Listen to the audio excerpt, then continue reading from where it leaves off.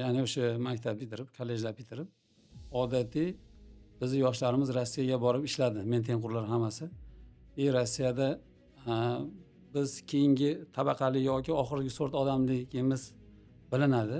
Chunki birinchidan chet ellikmiz. Ular o'zlarini ba'zi birlari oliy tabaqa hisoblaydi, Avropaligini aytganingizdek. Bu qandaydir alam qiladi.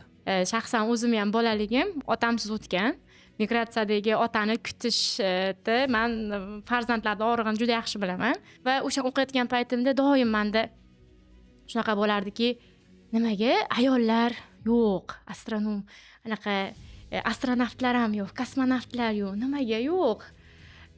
Qani men bo'lsam fizikaga meni o'zi shu astronomiya sohasi olib kelgan. Men ko'p qavatli domda yashaganman yoshligimda. Tomiga chiqib olardida, meni o'yinchoq binoklim bor edi. Binokli bilan oyni, yulduzlarni ba'zi turkumlarini kuzatardik. Saturn sayyorasini kuzatayotganimizda birinchi marta sayyorani ko'rgani kelgan odam akularga bunday qaraydida bir soniyadan keyin menga nimagadir hayrat bilan bu aldayaptimi meni, qanday juda katta taassurot oladi. Birinchi marta YouTube kanal ochdik. YouTube'ga men video yuklash kerakligini 23-yili bilmasdim. Video yuklash mumkinligini. Video yuklagandan keyin qiziqib ketdim. Men Rossiyada 10 yil brigadir bo'lganman, to'g'ri 13 yil ishlaganman.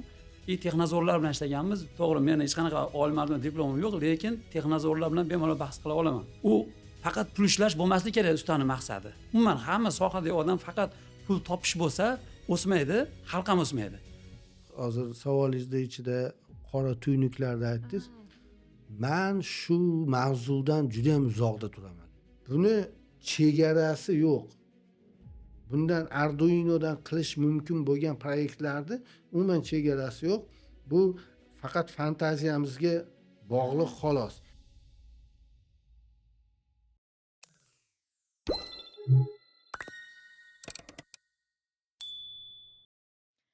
Assalomu alaykum aziz tinglovchilar. Bugungi sonimiz bir-biridan butunlay farq qiladigan, ammo bitta umumiy narsa bilan bog'langan ikki yosh ijodkor haqida. Ular ikkalasi ham murakkab narsalarni aynan oddiy, qiziqarli tilda tushuntirishga o'rgangan insonlar. Bittasi bizni yulduzlar orasiga olib chiqadi. Ikkinchisi bo'lsa, o'z qo'li bilan narsa yasashda sirlarini ochadi. Bundan tashqari bugungi mehmonlarimiz Orif astronomiya nomi bilan mashhur bo'lgan Orif aka Shirmatov. Adashmadim, to'g'rimi? Ikkinchi bizning mehmonimiz bo'lsa, Samatov TV asoschisi Muhammadali Samatov. Sizlarni bugungi sonimizda ko'rib turganimizdan xursandmiz. Xush kelibsizlar. Kelganlaringiz uchun rahmat. Rahmat. Loyiq ko'rganliklaring uchun. Minnatdormiz. Avvalo vaqtlaringni ayamasdan kelganlaring uchun sizlarga o'z minnatdorchiligimizni bildiramiz. Kirish oldidan savolim ozgina bo'lsa-da, masalan, sizlar hali bilmaydigan auditoriya uchun o'zlaringni qisqacha, o'zlaring haqlaringdagi fikrlaring bilan boshlasak. Meni ismim Orif Shirmatov familiyam. Farg'ona shahridanman. Astronomiya meni hobbilarimdan biri. Astronomiya bilan havaskor sifatida ko'p yildan beri shug'ullanaman. Shu bilganlarimni ko'pchilik bilan bo'lishib kelaman. Rahmat kattakon va biz sizni juda ham ko'p kuzatamiz. Chunki oilada yulduzlarga, umuman olganda, menimcha bolaligidan yulduzlarga, osmonga qiziqmagan inson o'zi bo'lmasa kerak. Shuning uchun deyarli biz oilamiz hammasi sizni ixlosmandingiz. Kuzatishadi, ko'rishadi. Foydali va qiziqarli kontentlar uchun rahmat oldindan. Muhammadali aka, sizdachi? O'zingiz haqingizda. Men Samatov Muhammadali meni tanishtirdingiz. Markaziy Farg'onada Yozyovon tumanida tug'ilganman. Qishloqda bolasiman. Qishloqdagi texnologiyalarda odamlar mashaqqati yengil bo'lishi haqida o'ylab ancha-muncha kontent ishlaganimdan keyin ko'pchilikka manfaatli bo'lishi shekilli. Qandaydir yo Xudo omad berdimi, odamlarga qanchadir manfaat tegyapti deb o'ylayman qilayotgan ishlarimizdan. Mana birlaring osmon haqida, koinot haqida ma'lumot berasizlar. Birlaring mana texnik ishlanmalar, ya'ni insonlar hayotini yengillashtirishga harakat qilasizlar. Aynan mana shu sohalarni tanlash uchun nima turtki bo'lgan? Qaysi faktor? Ha, manga turtki yoshligimda shu mavzuda sal ko'proq kitob o'qib qo'yganman. Yoshligimizda bu haqida adabiyotlar to'g'risini aytish kerak hozirgidan ko'ra ko'proq edi. Albatta. Yosh bolalar uchun ko'proq edi. Man yosh bolaligimda ko'p vaqtimni bibliotekada o'tkazardim. Osmonga juda ham qiziqardim. Shu yerdan bo'lsa kerak. Sizdachi? Men 19 yoshimda Rossiyaga ketganman. Ya'ni o'sha maktab bitirib, kollejlar bitirib, odatiy bizni yoshlarimiz Rossiyaga borib ishladi. Men tengqurlar hammasi. Rossiyada biz keyingi tabaqali yoki oxirgi sort odamligimiz bilinadi. Chunki birinchidan chet ellikmiz. Ular o'zlarini ba'zi birlari oliy tabaqa hisoblaydi, Avropaligini aytganingizdek. Bu qandaydir alam qiladi. To'g'ri, biz balki biroz kambag'alroq davlatdan bo'lishimiz mumkin, lekin ahmoq degani emas bu. Ana shularni natijasida ko'p bilim olishga harakat qildim. O'zi Rossiyada o'sgan, internet yordamida ko'p narsani o'rganib, o'zi yoshlikdan qiziqardim. O'zbekistonga 13 yil Rossiyaga bordim. O'zbekistonda qanday yashab qolish mumkin? Shu savollarni berib, demak, agar biz bilimli bo'lmasak, qaysidir davlatga baribir ishlagani boradi.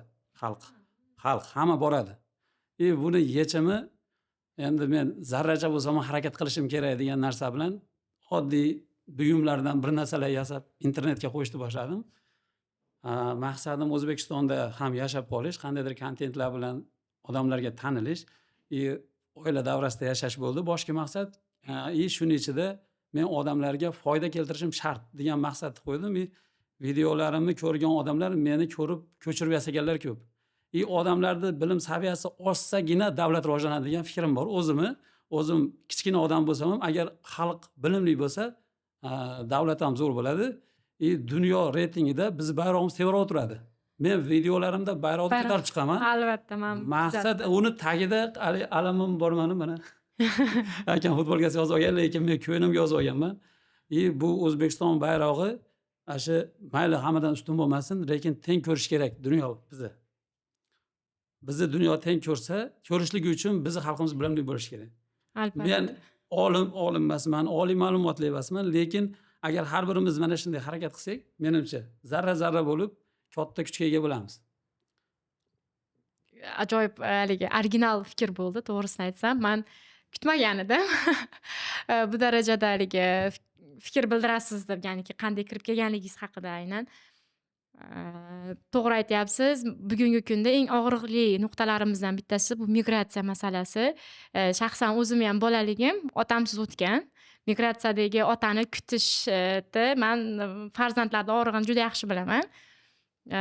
Shuning uchun ham eng to'g'ri qarorga kelgansiz. To'g'ri, nimadir kamroq kiyadi, nimadir kamroq yeydi, lekin otasini butun umr ko'rib yashaydi. Uni mehriga qonib yashaydi. O'zi ota-ona mehriga hech qachon to'ymaymiz, lekin to'g'ri qaror qilgansiz. Juda ham to'g'ri qaror qilgansiz farzandlaringiz va oilangiz uchun. Orif aka, menda bir savol bor siz uchun. Men ham bolaligimdan qiziqaman. Ya'niki biz fizika fanini o'tish boshlagan paytimizda astronomiya qo'shimchasiga ozgina mavzu qilib berilardi biz davrimizda. Va o'sha o'qiyotgan paytimda doim menda shunaqa bo'lardiki, nimaga ayollar yo'q, astronavtlar ham yo'q, kosmonavtlar yo'q, nimaga yo'q? Qani men bo'lsam fizikaga meni o'zi shu astronomiya sohasi olib kelgan. Men fizikadan olimpiadistka bo'lganman maktabda. Juda ham yaxshi ko'rar edim. Ko'p narsalar o'rganishga harakat qilardim, chunki u ochilmagan narsalar edi, osmonda uzoq narsalar edi.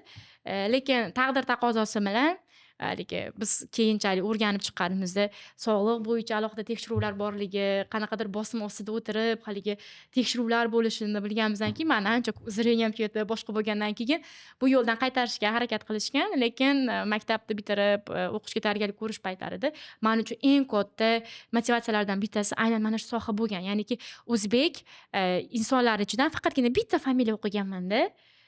O'sha paytda Anvarmi, Akmalmi eslolmayman hozir. Ancha bo'lib ketdi, lekin boshqacha motivatsiya olganman. Shuning yonida ayol kishini ham, o'zbek qizini ham ism familiyasi bo'lsa qanaqa zo'r bo'lardi degan ko'nglimda narsa tug'ilgan edi. Va mendagi savol, ilk yulduzlarga teleskop orqali qaragan vaqtingizni eslay olasizmi? Albatta. Man ko'p qavatli domda yashaganman, yoshligimda. Tomiga chiqib olardikda, mani o'yinchoq binoklim bor edi. Shu binokli bilan oyni, yulduzlarni ba'zi turkumlarini kuzatardik. Mani yaqin do'stim bor edi bolalikda, hozir ham do'stim. Birga yosh bolaligimdan shu osmonga qarab, yulduz turkumlarini topishga, yozda, qishda qanaqa o'zgarishlar bo'lishini kuzatuv qilardik. U aniq esimda bor. U paytda teleskopim yo'q. Endi men yosh bolaman, o'smir bolaman, teleskopim yo'q. Teleskopni qayerdan topishni ham bilmayman. U paytda internet degan narsa yo'q. Ha. Izlaganmiz, surishtirganmiz. To'g'risi topilmagan teleskop. Armon bo'lib qolgan. Keyinchalik bunga ko'p yil bo'lmadi.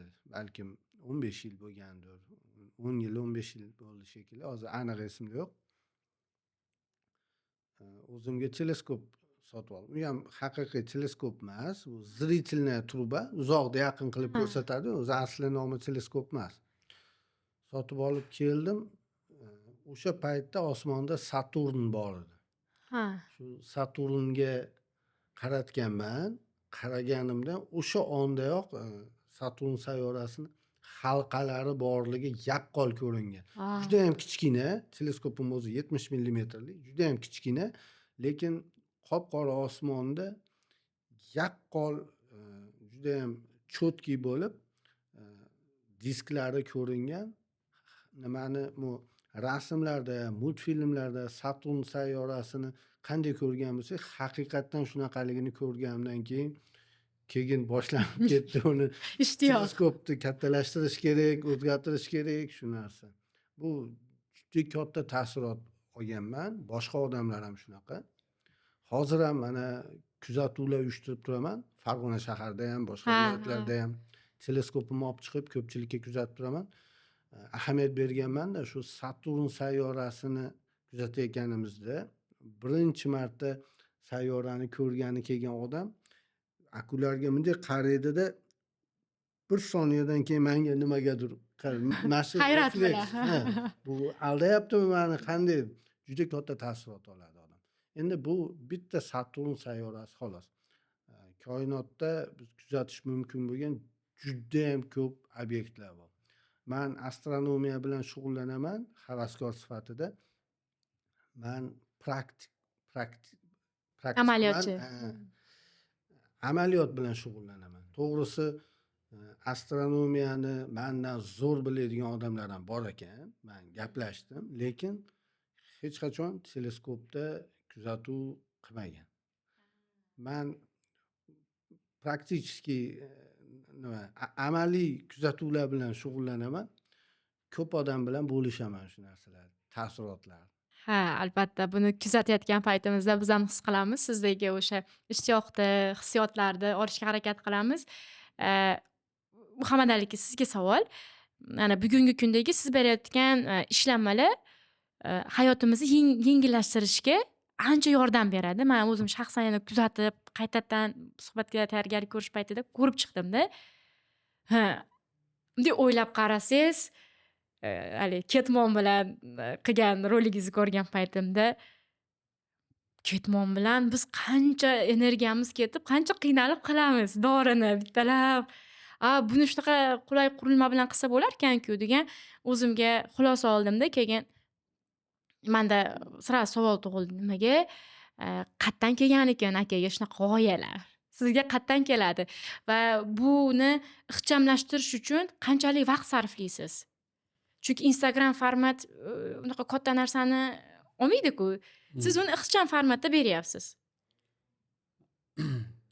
O'zi asli 23-yilda oxirgi marta Rossiyaga bordim. Rossiyani yana ora eslab ketaman.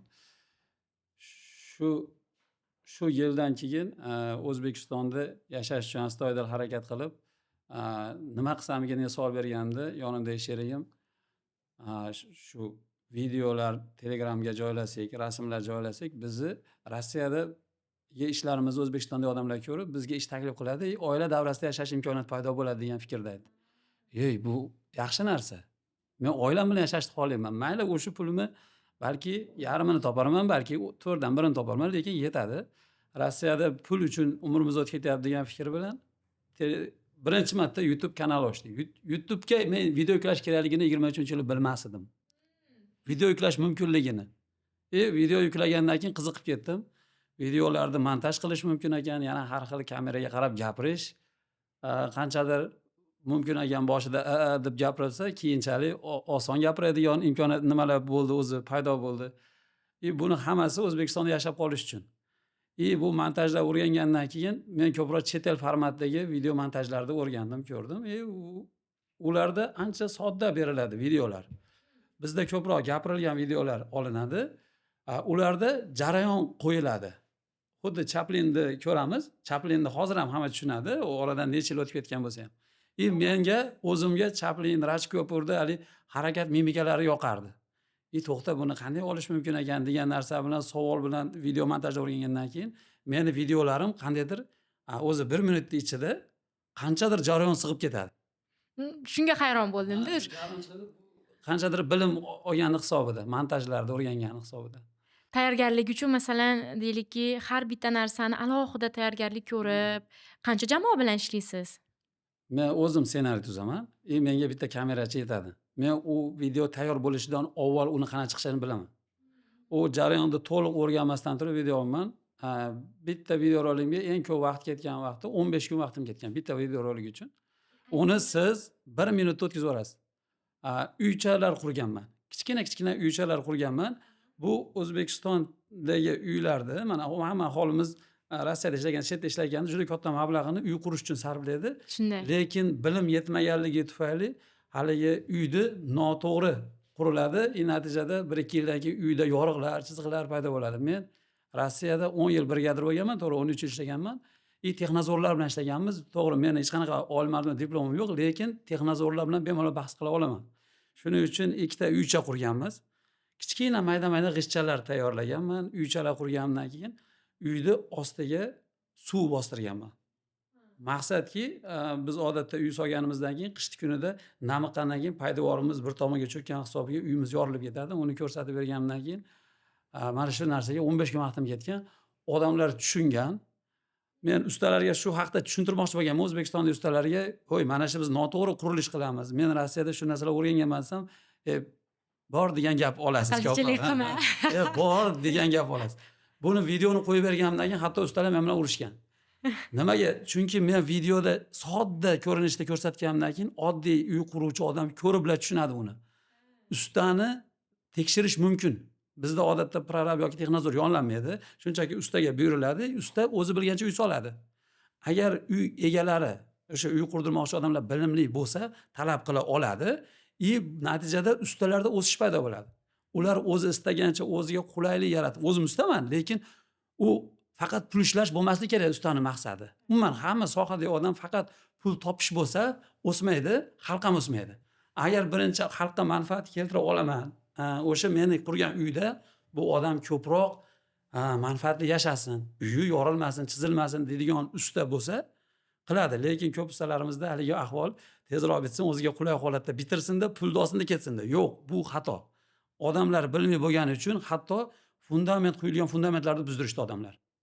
Noto'g'ri quyilganligi uchun. Qurilgan, uni ko'rgan, meni videomni ko'rgandan keyin, men hozir ustiga qanchadir 400-500 million so'm pul sarflab qo'ysam, bu noto'g'ri ish qilib turib ustiga, "Davay, biz menga mayli rasxodingni beraman.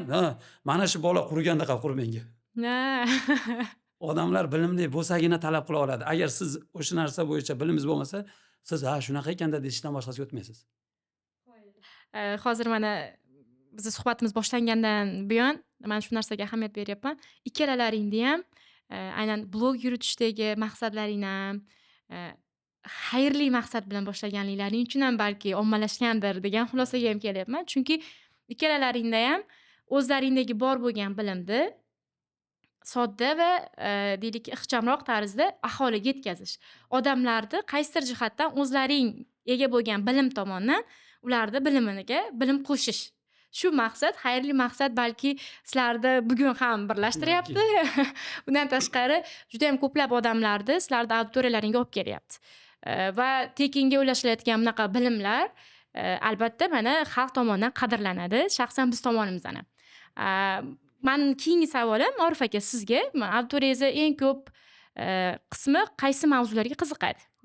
Bular qora tuynuklargami, sayyoralargami yoki O'zbekistonda ko'rinadigan hodisalargami? Sizda qaysi biri ko'proq prosmotr bo'ladi yoki qiziqtiradi? Man buni to'g'risida aniq aytolmayman. Mavzulari baribir har xil. Hamma video ham man o'zim zo'r deb o'ylagan video, siz ham shu bilan kelishsiz, men bilan nima bo'lsangiz kerak, fikringiz bir bo'lsa kerak deb o'ylayman. Video o'zim uchun nihoyatda zo'r bo'lgan videolar bor, prosmotri juda kam, nimagadir ketmagan. Buni Instagram hal qiladimi yo balki faqat menga zo'r ko'ringanmi? O'zim uchun nihoyatda zo'r bo'lgan videolar ham go'da ketmasligi mumkin. Buni oldindan bilib bo'lmaydi. Hozir savolingizda ichida qora tuynuklarni aytdingiz. Men shu mavzudan juda ham uzoqda turaman. Qora tuynukni nima ekanligini men umumiy bilaman. Umumiy. Qora tuynuk degani nisbatan massasi kichkina, lekin nisbatan o'lchami kichkina, massasi katta. Tortish kuchi nihoyatda katta bo'lgani uchun uni ichidan yorug'lik nuri ham, rentgen nuri ham, radio to'lqin ham uni ichidan chiqib ketolmaydi. Ichida qoladi. Uni ichidan hech narsa chiqmagandan keyin biz teleskopda, har qanday katta teleskopda qarasak ham, u yerdan hech narsa bizga kelmasa biz ko'rmaymiz. Shuning uchun qora tuynuk deyilyapti. Agar qora tuynukni ko'rib turgan bo'lsangiz, demak u qora tuynuk emas, hazil ham qilib turaman. Xullas, men bunaqangi mavzulardan uzoqroq bo'lishga harakat qilaman. Bu to'g'risida astrofiziklar bor. Mana O'zbekistonda ham yuritishyapti. Bular o'zi yaxshi tushunadi. Men tushunmaydigan narsam to'g'risida kamroq gapirishga harakat qilaman yoki umuman gapirmayman. Meni Instagramda qo'yayotgan videolarim asosiy mavzulari buni yoki o'zimiz ko'rishimiz mumkin yoki o'zimiz tekshirib, sinab, tajriba qilib shuni o'zimiz shunga amin bo'lishimiz mumkin bo'lgan narsalar to'g'risida gapiraman. Ammo qora tuynuk, kvazarlar, boshqa egzosayyoralardan sal uzoqroq turaman to'g'risi. Ilmiy geografik ekspeditsiyalaringiz haqida gapirib bersangiz, eng yodda qoladigan sayohatingiz qaysi bo'lgan? Bevosita siz nafaqat astronomiya, balki geografiya sohasini ham yaxshi o'zlashtirgansiz va ma'lumotlarni ham chiroyli berasizda kuzatayotgan paytimizda. Geografiya, astronomiya, koinot, aviatsiyaga juda qiziqaman. Men sayohatlarimga dekabr oyida Rossiyaga borib kelgan edim. Rossiyaga borib keldim, hatto ham juda ham zo'r videolar olib keldim. İchlarida eng o'zimga unchalik ma'qul kelmagani bor edi, o dengiz sathini balandligi bo'yicha. O'sha video katta prosmotr olib ketdi. O'zi o'sha Rossiyaga borib kelgan videolarim ichida o'zim uchun nihoyatda ma'qul, zo'r deb o'ylaganlarim ba'zilari uncha bo'lmadi. U yerga qisqa safarga borib keldim. Bu yaqinda esa iyun oyida Indoneziyaga safar qildim. U yerda 4 ta orolda bo'ldim. 9 marta samolyotda parvoz qildim. Hindistonning 2 ta shtatida bo'ldim. Hamma joyda o'sha geografiya, astronomiya, ba'zi joyda ozgina tarix, shular haqida videolar qilib keldim. O'zim juda katta ta'sirlandim. Bu yerga borishimdan maqsad ekvatordan 8 gradus pastroq joyga bordim. O'sha hamma biladigan Bali orolini yonida Nusa Penida degan kichkina orolcha bor. Bu yerga borganimning sababi bu yerda turizm kamroq, mehmonxonalar bunaqangi Balidaqa ko'p emas, yorug'lik kam, osmon qorong'u. Men u yerga borishimdan maqsad yoshligimdan, mana shu 8-9 yoshimdan kitoblarda o'qigan ba'zi bir yulduzlar bor. Biz shimoliy yarim sharda yashaymiz. Hmm. U yulduzlar janub osmonida. Ha. Bizga hech qachon ko'rinmaydigan yulduzlarni ko'rdim, rasmga oldim, videoga oldim, juda katta ta'sirlandim. Shularni olib kelib bitta-bitta joylayapman. Hali yana ko'p joylayman. O'zim xursand bo'layotgan narsa shu bizga ko'rinmaydigan yulduzlarni menimcha o'zbek tilidagi internetda birinchi bo'lib men olib keldim shularni. Shunday. Biz uni ko'rgan paytimizda shu oilaviy aytganimdek qiziqamiz. Ya'niki osmon jismlariga menimcha hamma qiziqadi. Ayniqsa bolalarni yoshligidan orzularga o'rgatib, ularni o'sha ilmiy bir manba bilan boyitib borsa yana ham yaxshiroq bo'ladi. Shuning uchun bizga ayni muddao bo'lgan. Hozir kelishimdan oldin ham shunaqa Orif aka kelyapti ekanlar, o'sha Muhammad Ali aka kelyapti ekan desam, aytishdi, oxirgi sayohatlar bor edi-ku, o'shalar haqida yaxshiroq so'rang. Yana nimalar qilishgan ekan, qo'ymaganlardan tashqari narsalar ham bormikan, qo'yganlardan tashqari yana biror narsalar bormikan, o'sha taassurotlar haqida ham so'raylik. Menga anaqa qilishdi-da. Masalan, siz ham fizikada o'qigan ekansiz. Alfa Centaurani eshitgansiz, to'g'rimi? Menimcha hamma eshitgan. Alfa Centaura yulduzi hamma biladi, lekin ko'rmaganmiz. Men borib ko'rdim, hamma bilan bo'lishdim. Hatto yana videosi 1-2 kundan keyin chiqadi, xudo xohlasa. Yujniy Krest degan yulduz turkumi bor. Buni Jules Verne'ning kitoblarida ko'p uchraydi. Jules Verne'da o'sha Jeti Kapitana Grant'da ham bor, Tainственный островda ham bor.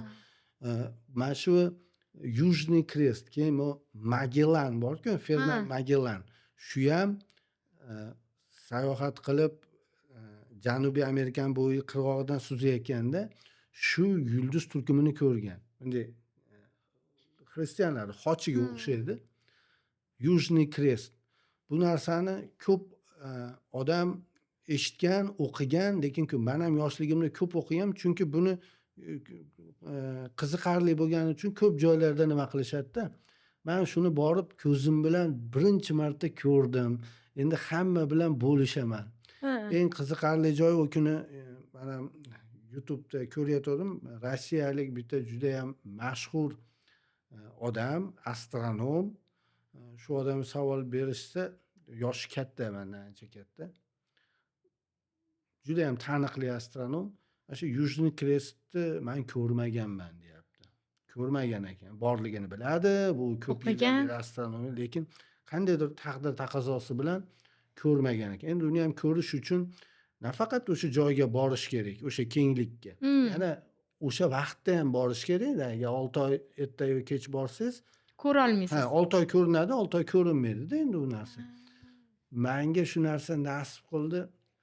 Rizq ekanda. Juda katta ta'sirot oldim o'sha joyga borishdan. Bu sayohatim o'zi qo'qqisdan bo'lib ketgan yo'q. Bu 30 yildan beri boshimda turgan narsa edi, qachon bo'larkin deb. Keyin bu bir kunda jur'at qildim, ketdim. Rahmat javob uchun. Haqiqatda bugungi kunda o'zini o'sha olgan bilimlarini ham amaliyotda qo'llash bu hammaga ham nasib qilmayotgan. Mana o'zingiz nutqingizda ham aytib o'tdingiz. Bir hodisalardan bittasi. Siz uchun va sizni tajribangiz uchun biz juda xursandmiz va biz sizni kuzatishda charchamaymiz albatta. Menda yana bir savol bor edi. Bu yerda men alohida savol tuzgan edim. Muhammad Ali aka, sizga edi. Bu ya'ni siz texnik ishlanmalarni ixchamlashtirasiz, qulaylashtirasiz, insonlar hayotini yengillashtirish uchun yordam berasiz. Aynan bu narsalarni qilishingiz uchun deylikki, oilada ham shunaqa muhit bo'lganmi? Siz bolaligingizdan bu narsalarni o'zi ko'rib katta bo'lganmisiz yoki bo'lmasam keyinchalik sizda bu narsa tug'ildimi? Oilada ota-onangiz qanaqa bo'lgan edi? Ota-onam yangiliklarga qiziqadi. Asosan dadam o'zi yangiliklarga qiziqmasa, meni amakilarim o'sha davrida, o'sha SSR davrlarida traktorlar yasashgan, o'zlari yangiliklar qilgan, yana boshqa narsalar qilgan. O'zi qandaydir genda ham bor. Aynan dadamda yo'q bo'lsa, lekin amakilarimda bor. Yoshlardan svarga qilgan, qandaydir mashinani yarmini olib turib, yarmiga traktorda ulab olgan bir narsalar qilishgan endi. Bu g'oyalarini patentlashga harakat qilishgan, yana shunga o'xshagan ishlar bo'lgan. Keyinchalik endi hayot ro'zg'or tashishi bilan ketishgan. Balki menga ham qanchadir o'tgandir. Aniq bilmayman. Lekin men o'zim professional sanamayman. Chunki ancha professionallar bor. Faqat bu yerda u professionallar shu xalqqa, ommaga ko'rsata olmayapti. Yoki ko'rsatish qobiliyati yo'q. Bu yerda men bilimsiz holatda faqat jo'n, sodda narsalardan haligini multfilmga o'xshash bir qiziq odamni qalbida Ovozsiz. ovozsiz odamni qalbida bir narsaga harakat qilasiz. Masalan, siz jurnalist bo'lishga necha yil o'qidingiz?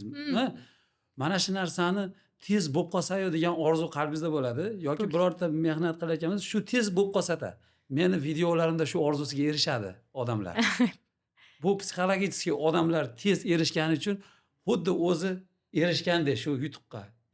Qulaylik hali maza qiladi. Eski kinolarimizni, retro muzikalardan foydalanaman. Ular masalan, men yoshimdan yuqori va katta yoshlar Abdullajon yoshligiga qaytishadi. Ular Abdullajonni kutadi, hali ham ko'nglida kutadi Abdullajonni ular.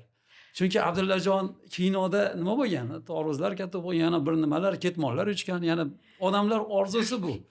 Meni muzikalarimni eshitib, xuddi Abdullajon qaytgandek balki his qiladi-da. Men xuddi aynan shu ketmon bilan bog'liq bo'lgan videoyingizni yana qaytganimiz o'zingiz aytib o'tdingiz. Ko'rayotgan paytimda ilk boshlanmada o'yladimki, hozir ketmonga qanaqadir bir motorcha qo'yadimikan hozir aka. Rostdan ketmon bilan uchib ketarmikin degan menda haligi ishtiyoq bo'ldi. Qani hozir aka rostdan ham uchadimi degan narsani men kutdim. Keyin qarasam, ketmon orqali boshqa nimalar bajarilganini ko'rdimda, lekin o'sha paytda haligi unga hamohang tarzda aynan Abdullajonni kuyi ketgani juda ham haligi bir-biriga uyg'un kelgan. Va yana bir savol, aynan bu ishlanmalarni yasashda material va asbob uskunalar bilan bog'liq katta qiyinchiliklar bo'lmaydimi? Aynan O'zbekistonda kerak jihozlar topish osonmi yo qiyinmi? Jihozlar topish mumkin. Faqat har bir yangilikka agar endi ko'p yangiliklar o'zimniki deya olmayman. Bir 50% meniki, 50% boshqa odamlarniki bor. Juda ko'p bilaman, g'oyali odamlar bor. Ular bilan men ishlayman hamkorlikda. Endi o'zimni g'oyalam keladigan bo'lsak, 90% ish o'xshamaydi. Sizni xayolingizdagi nazariyadagi narsa bo'lmaydi.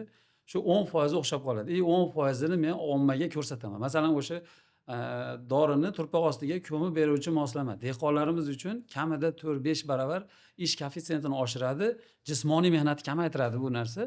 Mana shu narsa o'sha siz ko'rgan videongizdagi 4-chi yo 5-chi urinish shu narsa. Buni urinishlar balki bittasiga 1 hafta ketgandir vaqtim, ba'ziga 2 kun ketgandir. Shu oxiri ancha mukammal kelgan. Xudo xolasa bundan ham mukammal qilamiz. Buning uchun ancha vaqt ketadi. Ha. Rahmat kattakon. Hozircha lekin topyapsiz jihozlar, asbob uskunalar. Jihozlar topamiz. Meni shunaqa baletchilarim bor. Balki meni videoda ko'rishar. Xolis menga yordam berishadi. Xolis menga instrument berishadi. Xolis o'zlari haligi o'zlarini vaqtlari yo'q-ku. Men orqali bo'lsa ham odamlarga manfaat keltirishni xohlaydigan odamlar juda ko'p. Hatto vazirliklarda bor, hokimiyatlarda bor, ichki ishlarda bor. Chunki men bayroq ko'taraman-ku. Bu bayroqni tagida turgan, rivojlanish uchun harakat qilayotgan odamlar borki, meni tanisa, meni o'shalar baletchilarim, meni padeshkalarim. Bu bayroq xalq bu. Yana bir narsani aytib o'tishim kerak. Ko'rgan bo'lsangiz, men videolarimda o'sha oddiy qishloq kiyimida shuni oddiy chiqaman. Bu yerdagi maqsad o'sha davlat tepasida turgan rahbarlarimizgacha oddiy xalq bilan rivojlanib shu darajaga chiqqan odamlar. Ular xalq. Demak, hozir o'sha amaldorlar yoki yuqori elitni qatlam deymizmi, deylik 5%, 3% tashkil qiladigan bo'lsa, oddiy xalqimiz 90%.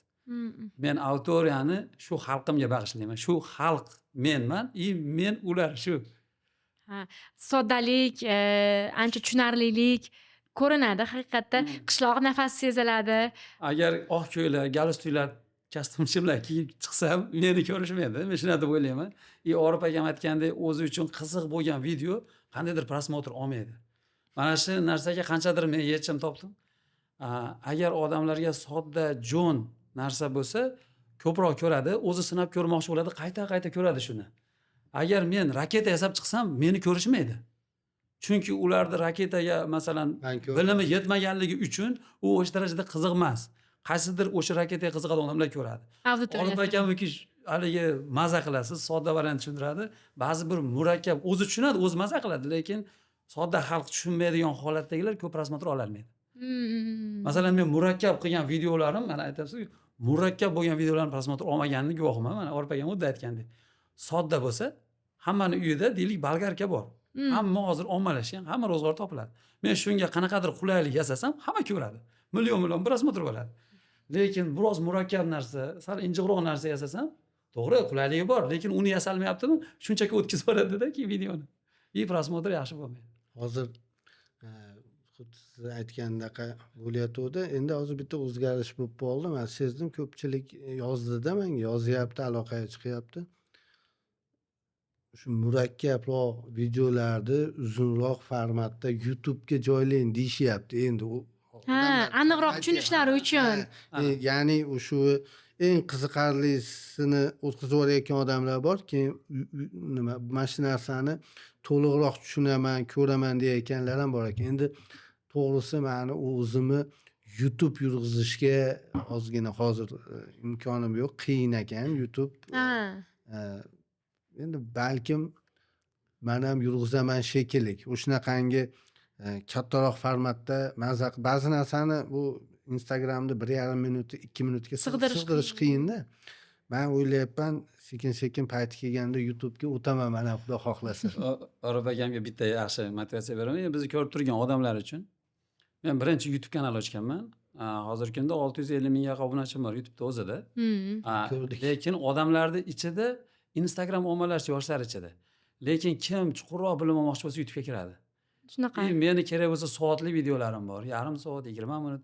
Meni balichilarim ko'radi. Haligi, shu bolani ko'raylik, haligi bizga prostoy narsalar tushuntiradi deydi. Orif aka hech qaytmang. Bizni kuzatayotgan odamlar qanaqangidir bilimi bo'ladigan bo'lsa, to'xtamanglar. Chunki sizlar informatsiya berganlaringiz sari biz mukammallashamiz biz. Masalan, siz o'sha 3 minutga sig'dirolmayapsiz-ku. Mayli 10 minut vaqtingiz ketsin. Shoshmasdan video oling, biz sizni ko'raylik, maza qilaylik. Xudo xohlasa. Bu mablag' talab qilmaydi. Eng qizig'i shunchaki plyusni bosib yuklaysiz. Men shuni deyman. Ko'pchilik video yuklagani qochadi-da. Yo'q, videoni ol, shunchaki plyusni bosda yuklab qo'y. U hech kim pul so'ragan yo'q sendan. Agar ma'qul kelmasa, jinoyat ish qilmayapti. Odamlarga manfaat beryapti. Agar ma'qul kelmasa, qaysidir xato gapirib qo'ygan bo'lsa, sekin blokirovka qo'yadi, o'chirib yuboradi. Yana qayta oladi. Hech xijolat bo'lish kerak emas menimcha. Albatta, chunki o'sha siz deylik aviatsiya sohasida, astronomiya sohasida, mana ekspeditsiyalaringiz sizda o'sha aynan 3 xil yo'nalishda katta deylik o'z fikringizga ega bo'lgan yaxshigina kontentlaringiz bor va biz har bitta yo'nalishda alohida kuzatamiz. Bu biz uchun qiziqarli. Men yaqinda mana oxirgi videongizni ham ko'rdim. Aynan haligi qiblani aniqlash bo'yicha 16-17 iyul kunlari haqida quyoshni haligi to'g'ri kelishi ko'pchilik qiynaladi bu narsaga. Oddiy, sodda tilda tushuntirilgan. Men uchun juda ham qulay video bo'ldi shu. Sizlarga ma'qul kelganda xursandman. Juda zo'r Orif aka, men maza qilaman. Orif aka, menda yana savol. O'zbekistonda astronomiyaga qiziqish darajasi qanaqa baholaysiz? Va nafaqat astronomiya, balki hozir ta'kidlab o'tganimdek, geografik ekspeditsiyalar, undan tashqari qo'shimchasiga aviatsiya sohasiga bo'lgan qiziqish qay darajada hozirgi kunda yoshlar o'rtasida bu narsa qanaqa? Meni shaxsiy fikrim, bu narsa juda ham pastga tushib ketdi grafikda. Mana 1-2 yildan beri juda ham katta o'sish bor. Men ko'rib turibman shu narsani. Bu yoshlar nima bo'yicha, aviatsiya bo'yicha qiziqishyapti. Kimdir o'qimoqchi bo'lyapti, kimdir samolyot yasamoqchi bo'lyapti. Endi ko'ryapman, ko'pi hali unchalik nimasiga yetkazilmagan, maromiga yetkazilmagandir balki modellari, lekin harakat kuchli. Mana shu Instagramda shu samolyot yasab, boshqa narsa yasab ko'rsatayotgan odamlardan hammasidan minnatdorman. Bu narsa boshqa bolalarga turtki bo'ladi. Turtki bo'ladi. Masalan, hozir avia modelizm bilan shug'ullanishyapti. Raketa modelizm ham bor. Boshqa ham, masalan, meni uyimda bir kitob bor. Korolyov haqida. Mana shu Korolyov shu raketani yasab, Gagarinni koinotga uchirgan injener, raketa yasovchi odam. shu odamni hayoti haqida qiziqib o'qib turamanda. Yoshligida u ham bir qanaqadir samolyotchalarni o'ynab, uchirib, shuni qurish bilan shug'ullangan bola bo'lganda, shu Instagramda shu videolar chiqarishyapti-yu, samolyotchani yasayapti, motorchani dron uchiryapti. Shuni minglab odamlar, yosh bular ko'ryapti. Ichida kimdir, biz bilmaymiz kimligini, hozir qayerdadir yuribdi. 10 yil, 15 yildan keyin O'zbekistonda juda ham yuqoriga ko'taradigan odamlar. Aviatsiyada juda gap katta. Uni sababi samolyotni yasash uchun juda ko'p sohadan xabardor bo'lish kerak-da.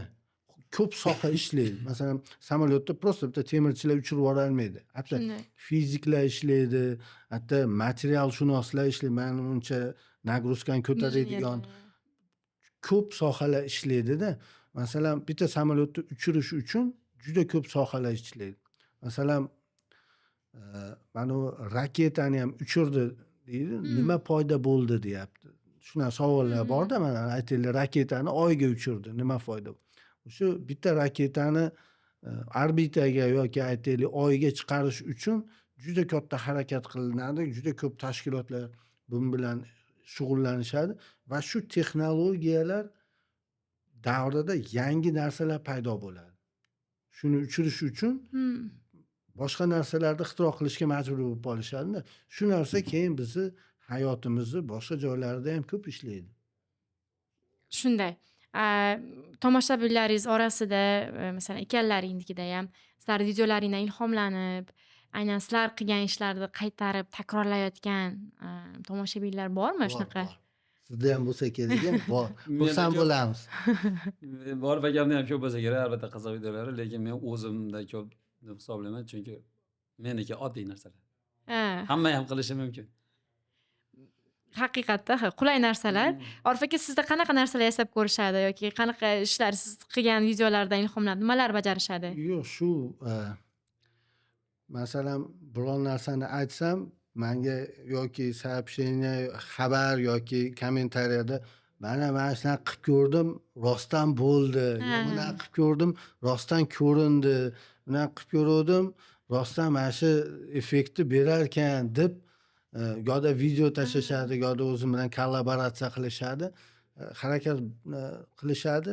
Eng ko'p xursand bo'lgan joylarim, ba'zi odamlar men aytgan gapni noto'g'riligini isbotlash uchun tajriba o'tkazadi, keyin menga "Yo'q aka, to'g'ri ekan" deb jo'natgan.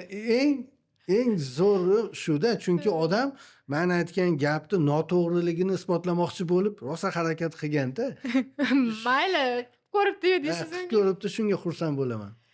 Biz yaqindamikin, qancha oy oldin bilmadim, lekin siz e'lon bergan ekansiz, o'sha qayerdadir uyingiz yaqinida, shu Yormozor tomonmi, teleskopda ko'rish uchun o'sha e'lon bergan ekansiz. Bizda turmush o'rtog'im juda ham qiziqqanligi uchun farzandlarimizni olib bordik bir kun. Rosa siz oqtardik o'sha kuni. Telefon ham qilib ko'rdik, lekin topa olmadik-da. Keyin aytdi: "Voy" dedim.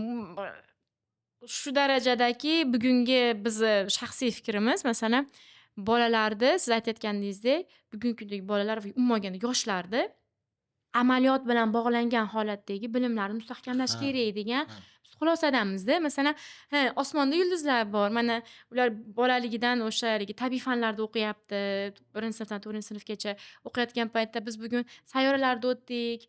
Biz bugun mana bunaqa ketmon ishlatishni o'rgandik. Shunaqa gaplarni gapirib kelsa, amalda qo'llatib ko'rgimiz keladi. Ko'rging kelyaptimi? Ha, rostdan shunaqa sayyoralar bor. Xohlaysanmi ko'rishni? Yur biz seni teleskopga olib boramiz. Yur biz senga mana haqiqiy ketmon, mana chopib ko'r. Mana ekib ko'r degan narsani berishga harakat qilamiz. Shuning uchun ham biz sizni o'qitardik.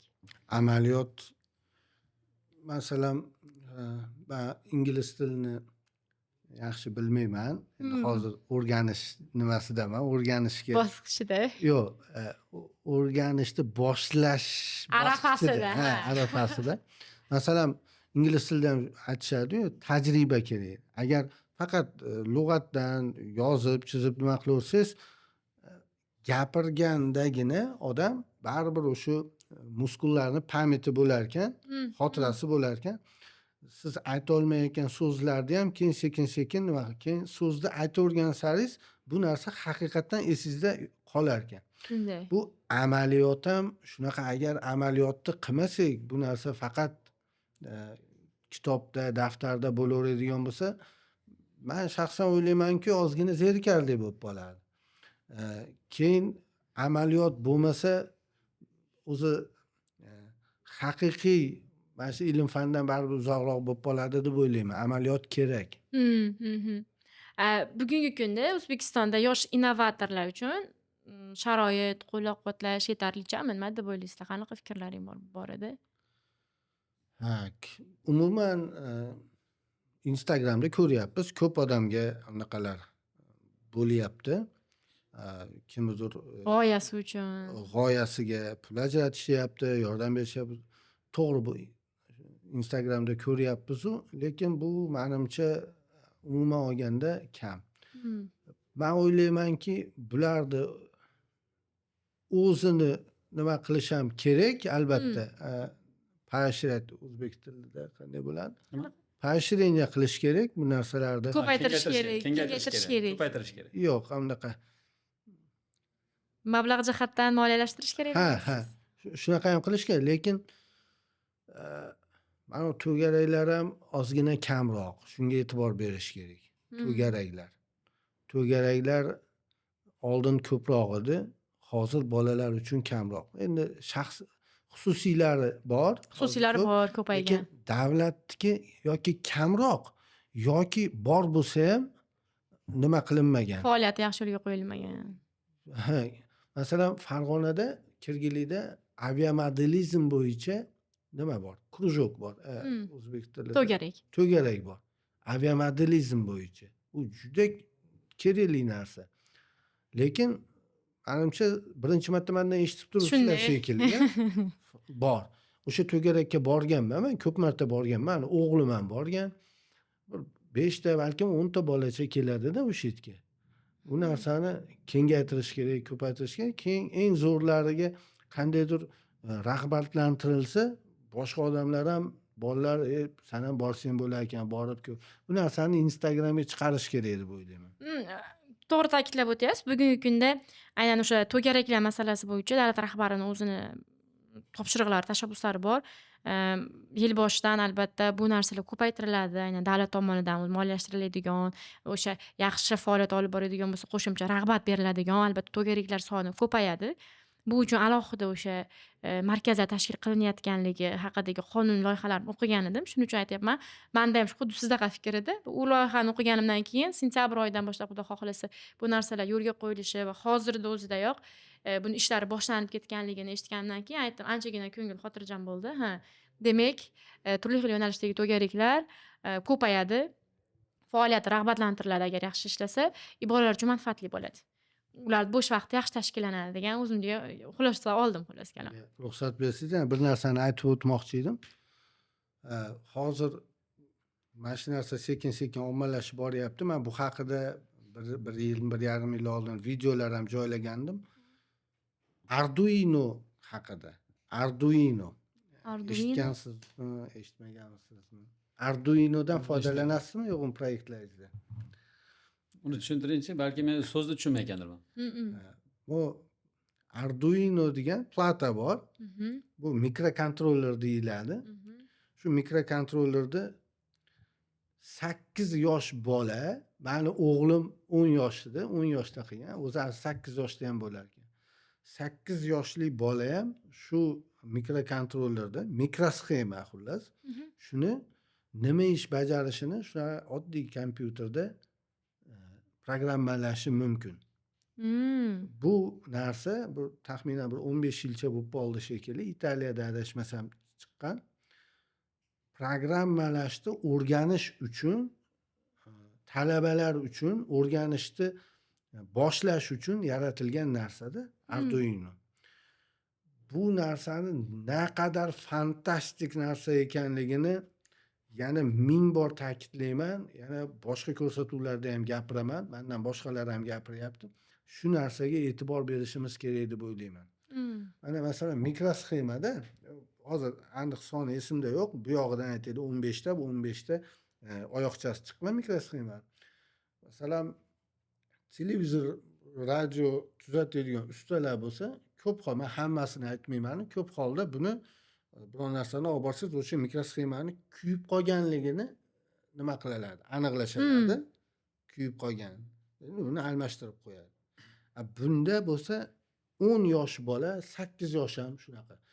Juda ham oson yo'l bilan o'sha mikrosxemani nima ish bajarishi kerakligini buyuradi. Juda ham oson programmalari bor. Kompyuter orqali dasturlab to'g'rilasa bo'ladi. Dasturlaydi. Men masalan dasturlashni bilmayman. Men dasturchi emasman. Lekin shunaqangi programmalar bor. ArduBlock degan narsa bor. Bu yerda bunday bloklar bor, Tetrisga o'xshagan. Agar bunday bo'lsa, bunday bo'lsin, unday bo'lsa, bunday bo'lsin deb bloklari bor. Bir-biriga ulab, logический zanjir hosil qilasizda, keyin xuddi shuni Arduinoga yuklash mumkin. Masalan, hozir robototexnika deyishyapti. Shunday. Robotlarni jangi deyishyapti. Bolalar bir narsalar yasashyapti. Buni chegarasi yo'q. Bundan Arduinodan qilish mumkin bo'lgan proyektlarni umuman chegarasi yo'q. Bu faqat fantaziyamizga bog'liq xolos. Iloji bo'lsa shu ko'rsatuvdan ishga rasmini ham qo'yib qo'ysalaring, meni aytmoqchi bo'lgan narsam ota-onalarga mana bu robototexnika degan to'garaklarni nomlashyapti-da. Men ozgina shu bilan qo'shilmayman shu narsaga. Robototexnika deganda ota-onalar bir robot yasarkan, o'yinchoq yasarkan degan fikr bo'lib qolyapti-da. Yo'q, unaqa emas. Robototexnika deb nomlashyapti. O'zi aslida mana shu men aytgan Arduino bilan shug'ullanishadi. Dasturlab, to'g'irlab. Dasturlash bu kelajagimiz. Masalan, bundan 4 yil, 5 yil bo'ldi. 4 yil, 5 yil ilgari bitta mashinani reklamasi menga Instagramda chiqib qoldi. Yengil mashinani reklama qilyapti Toshkentda. Buni dvigatelini aytgan yo'q, hadavoy qismini aytgan yo'q, shassisi qanaqa, motori aytgan yo'q. Asosiy berayotgan urg'usi eshikni shopir tomonda eshikni ochib yopayotganingizda narigi tomondagi eshikni aynaga ozgina pasayib turar ekanda, unaqa quloqqa udar bo'lmasligi uchun ozgina tushib turar ekan, yopgandan keyin yana ko'tarilib qolar ekanda. Mana shu narsani urg'u qilib aytyapti mashina reklamasiga. To'g'risi shunaqangi xafa bo'ldim. Bu mana shu texnologiyani rosa 100 yil oldin mana shu urushdan ham oldingi paytda bironta maktabni bironta to'garagiga mana shunaqa bo'lish kerak ekan, mashina ochilganda tushirib ko'tarilish kerak ekansa, bu narsani elektronikasiz ham, elektrotexnika yordamida yosh bolalar ham qilib qo'yardi-da. Reklamada bunga urg'u berayotganiga juda ham xafa bo'ldim. Bu xuddiki bir mana Yevropaliklar yovvoyi orollarga borib, hatto odamlar bironta shiqir narsani ko'rsatib, tillolariga almashtirib olayotgandaqada. Xuddi bizni shunaqa tasavvur qilib, shunaqa narsaga juda xafa bo'ldim. Shuning uchun ota-onalarga aytardim, agar farzandi texnikaga qiziqsa, albatta shu robototexnika deb atalyapti, lekin aslida mana shu platalarni kontroller, mikrokontrollerlarni programmalashni o'rgatadi aslida. Bundan keyin xolodilnik, televizor, kompyuter hammasi shundan boshlanadi. Shuni o'rgansa, keyin qolganiga o'tadi. Aytardimki, ota-onalar agar farzandi elektrotexnikaga qiziqsa, albatta shu to'garakka olib borsin. U yerda 1-2 oy vaqt o'tkazib, qolganini uyida qilaveradi. Hamma yo'q magazinda bor. Eng oddiy kompyuter yetadi. Farzandini teleskopda har xil bo'lmag'ur videolar ko'rgani vaqt qolmaydi. Men yaqindagina Yoshlar sari agentligi tomonidan tashabbuslar marafoni degan loyiha bo'ldi. Men shu loyihaga borgan paytimda alohida joyda robotlar jangi bo'layotgan Ha. arenani ko'rdim man. Xuddi o'sha kichkina mini polyaga o'xshaydi, ya'ni futbol polyasiga o'xshagan joyda bolalar o'zini nimasini o'zi yasagan o'sha robotlarini birga qo'yib, ularda ham turlari bor ekan. Ya'niki robotni buzishi mumkin ekan, bir-biri bilan poyga o'ynashi mumkin ekan, futbol o'ynashi mumkin ekan, jamoaga bo'linib. Menda juda ham katta taassurot qoldirdi. Bolalardan ko'pidan so'rasam, "Man Andijondan kelganman, man deydi, Toshkentdan kelganman", har xil joydan kelganlarini eshitganman. Xursand bo'ldim. Ya'niki, ular vaqtini bekorga sarflamasdan bugungi zamonaviy texnika va texnologiyani o'rganishayotganidan xursand bo'ldim. Juda Va xursandman. hozir aytganingizdan keyin o'sha joy esimga keldi. Man o'sha yerdan ayrilmay qoldim-da, chunki kichkina bolachalar qo'lidagi pult orqali boshqarib o'zini robotda nimadirlar qilishyapti. Menda ikkalalaring uchun ham yana bir savol. Ijtimoiy tarmoq orqali murakkab narsalarni sodda qilib tushuntirasizlar. Mana sizlarning nazarlaringda ilmni ommabop qilish bilan ilmni yengillashtirib, sayozlashtirib yuborish o'rtasidagi chegara qayerda? Men uchun juda qiyin savol ekan. Sizdan keyin javob beray. Sayozlatib yuborish deganda ba'zi jarayonlar, meni o'zim videolarimda ba'zi jarayonlar juda ko'p vaqt oladi. Uni mayda chudasigacha ko'rsatsa, bu yoqda tomoshabin zerikib qoladi ba'zi holatlarda. Imkon qadar mukammal qo'yishga harakat qilaman, lekin tez kadr almashinuvi bor. O'ylaymanki, agar shu narsaga qiziqsa, masalan, men o'zim boshqa videolar kuzatyapman, tez o'tib ketgan taqdirda ham o'shda nima borligini bilaman. Chunki bu qanchadir bu bilimni orqasidan o'ta nima borligini bilaman. Agar bilmagan taqdirimda o'sha odamni topish mumkin. Ha. Endi meni videolarimda endi o'zimdan kelib chiqib gapiraman. Agar meni videolarimda qancha tushunmagan joylari bo'lsa, kommentariy yozishadi. Meni alohida Telegram kanallarim bor, boshqalar. Menga xabar yozsa, men u odamga bemalol ayta olaman. Chunki men tez vaqtim chegaralangan, deylik 1 minut, 2 minutda tugatishim kerak videoni. Mana undaqa buni ichi. Buni ichi mana undaqa, mana joyi mana undaqa. Mana videolarni olib qo'yganman, alohida balki tashlab berarman. Isish tizimini yaratayotganingizdagi videoni ko'rdim. Haligi juda mayda detallik ekan. Ha, tez kadr almashinuvidan keyin oxiri haligi tayyor bo'lgan bosqichgacha olib keldingiz. Haqiqatda o'sha bosqichda deylikki, agar tushunmaydigan bizdaqa masalan ayollar bo'lsa, haqiqatda tushunmay qolamiz. Qaysidir jarayon o'tkazib qo'yamizda. Hozir nima qildi, qanaqa qilib suv qaynayapti degan narsa bo'ladi. Bizda nima hozir mana YouTube kanal haqida gapirdi Orif akam. 2 xil kontent ishlayman. Masalan, men o'zim shunday qisqa video, o'zi YouTube'da ham shorts bor-ku. TikTok, Instagram, YouTube uchun, Telegram kanal uchun qisqa video ishlayman. U hammasi bir xil. Bunda tez, jarayon qiziq, multfilmga o'xshagan, lekin haligi oxiriga yetib borgan holat bo'ladi. Shuni katta videosi bor. YouTube'da to'liq video bor. To'liq video bor. Buni YouTube'ga shunday kiradigan bo'lsa, videolarimda shuni takror aytaman. Shu mahsulotni mendan sotib olganingizdan ko'ra, agar yasasangiz men ko'proq xursand bo'laman. Sayozlashtirishdan ko'ra siz ularga amaliy bajarib ko'rish uchun siz video shu katta videoga kirsa, buni ichi nima? Masalan, yarim soat, 1 soat kimnidir qiziqish rosa uyg'onib qoladi. To'xta, mana shuni oxiriga yetay desa, YouTube'ga bajarsa kirsa, haligida bemalol ko'rib o'rganish mumkin. O'sha o'rganib olib o'zi qilsa, nimaga yutaman men? Xalqda bilimli bo'lishi tarafdoriman xolos. Men boyishni xohlayman. Agar boyishni xohlaganimda biznesni haligi harakat qilardim. Xalq rivojlansa, davlat rivojlansa, boshqa nimada urganimiz yuqori bo'lishini xohlaganim uchun agar yasab olsalaring, mendan sotib olgandan ko'ra xursand bo'laman. Ommalashtirish sizga qulay. Men hozir savolingizga shuni javob bermoqchiman. Sayozlashib qolmasin, qiziq bo'lsin. Agar mukammalroq xohlasa, endi agar imkon qadar tushuntirishga harakat qilaman. Agar tushunmay qolsa YouTube'da bor. Ha. Rahmat, Orif aka. Men o'ylab ko'rdim. Men hozir o'ylab ko'rsam shu fikrga keldimmi, mana shu narsadan o'zi aslida o'zim juda qo'rqar ekanman.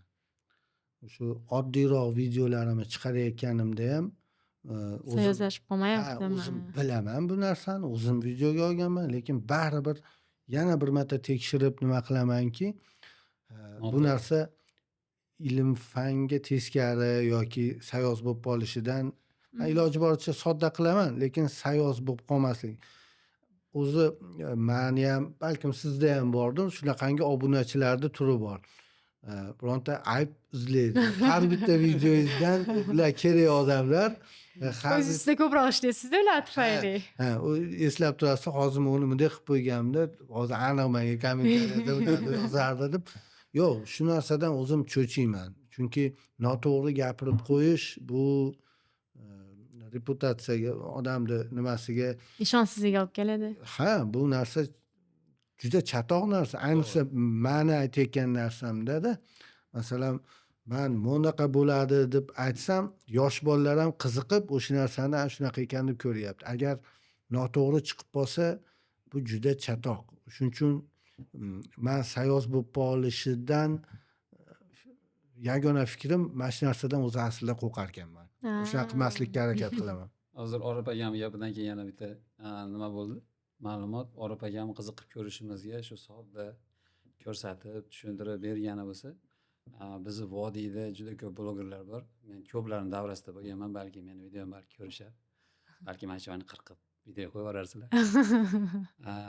Prosmotr bo'lishi uchun yolg'on informatsiyalar, yolg'on vahimalar, yolg'on nimalar, Kirish shapkalari bilan. haligi hookni ushlab qolaman degan mana terminlar bor-ku, hook.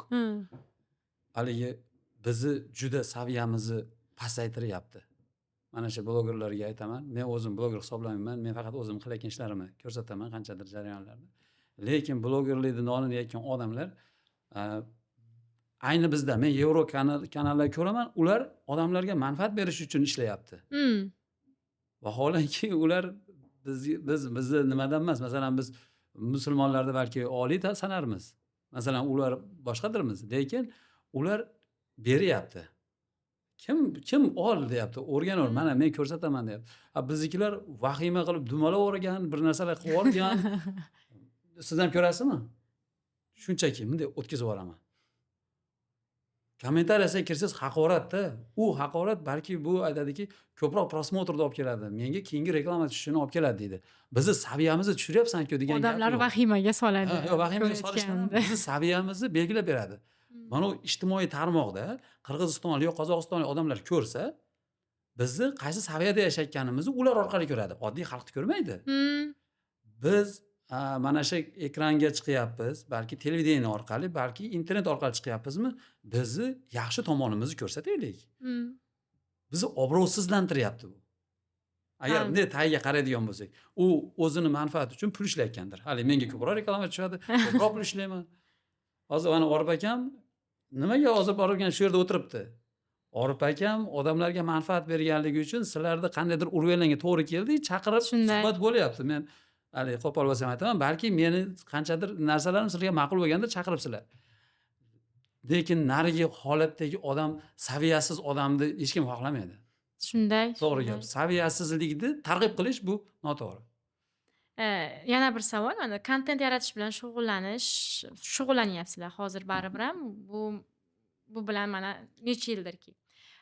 Bu sizlarga mana ko'rayotgan tomoshabinlarga ham qiziq bo'lishi mumkin. Asosiy kasbmi, qo'shimcha ishmi?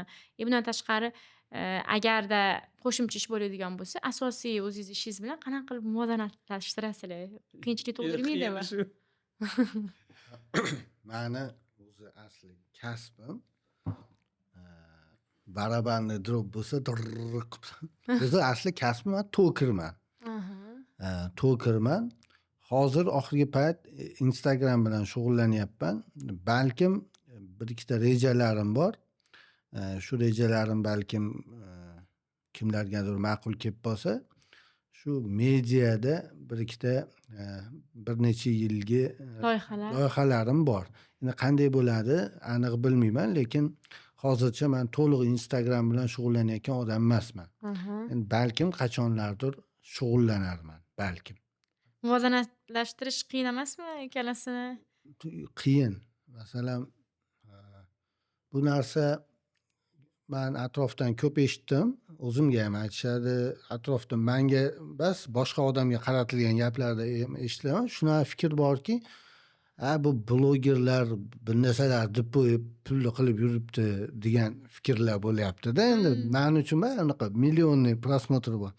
O'sha 1,5 minut, 2 minutlik video uchun qancha mehnat borligini, hatto qanchalik ssenariyni shunday qilib siqish kerakki, o'sha 2 minutga sig'ish kerakligini. O'sha videoga olinayotgan kadrda atrofida nechta odam bor, qancha mehnat bor, pul bor. Bu narsalarga uncha e'tibor berishmaydi-da. To'liq ish bilan band odam Instagramni professional yurg'izishiga vaqti yetmasa kerak deb o'ylayman. Bu Instagramni yurg'izish ham bu ham bitta haqiqiy mehnat ekan, soha ekan. Men buni Vaqt oladigan. mana shu 1,5 yilni ichida 1,5 yil bo'ldi Instagramimga bildim shu narsani. Tushunarli. Muhammad Ali aka, sizda? Bizda ham shu boshqa videolardan keyin kasblar o'zgarib ketdi. Shu ishlab chiqarishlar qildik. Boshqa biznesga qanchadir kirdik. Haqiqatda ikkovini birga olib ketish bu azob. Azob. Chunki u siz video rolik ishlash uchun miya bo'sh bo'lishi kerak, ssenariy tuzish kerak. Masalan biz rejissyorlikda o'qimaganmiz yo ssenaristlikda o'qimaganligimiz uchun biz miyada bitiramiz ssenariyimizni, miyada bitiramiz, uni qog'oz daftar qilib yozmaymiz. Mana shu holatda hozir keldimi shu, mana bunday qilib olsam shuni chiqadi. Hozir olsam chiqdi, ertaga u hayolimga kelmaydi. Endi bu holatdagi odam taxminlarga asoslanib butun miyasi bo'sh bo'lishi kerak-da, video ishlaydi, qiziq video chiqadi. Endi men biznes haqida o'ylasamchi, men qaysidir mahsulotni ishlab chiqarib sotishim kerak-ku, meni ham ro'zg'orim, tirikchiligim bor-ku. Endi u haqida o'ylagan paytimda miya band bo'ladi, video rolik ishlagani vaqt bo'lmay qoladi.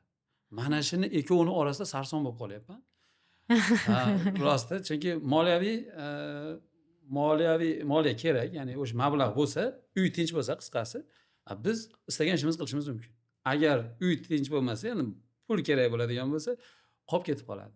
Hozir shuni ustida ishlab, biznes bo'yicha ancha o'qidim.